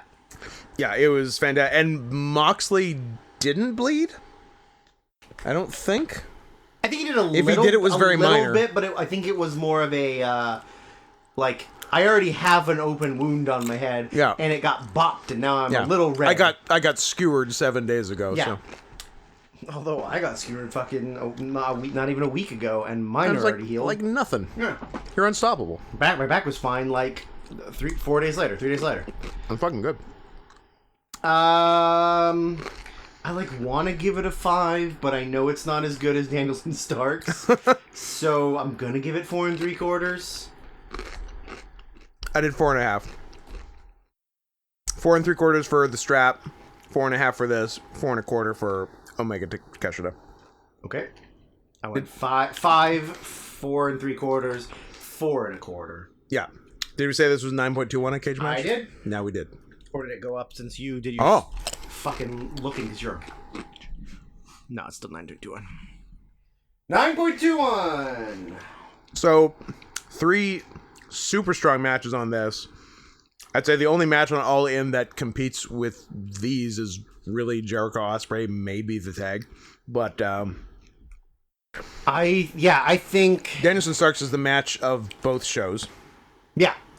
I would say Danielson Stark 1, Ospreay Jericho 2, Mox Cassidy 3. I wouldn't argue with that. I got Ospreay, Jericho, and Mox Cassidy at 4.5. So you could go either way. Ooh, I guess not, but judging by my ratings. My ratings, Mox and Cassidy would be 2. And Jericho Ospreay would be 3. So Jericho Ospreay, you're 4.5. 4.5. And this one, you're 4.3. Fair enough. Then apologize. Yeah. Also, I hate wrestling and I don't want to watch it anymore. This was a lot to watch. There's two long shows I watched. One on Wednesday, one on Thursday, and today is Friday. And I'm tired of watching wrestling. Yeah, me too.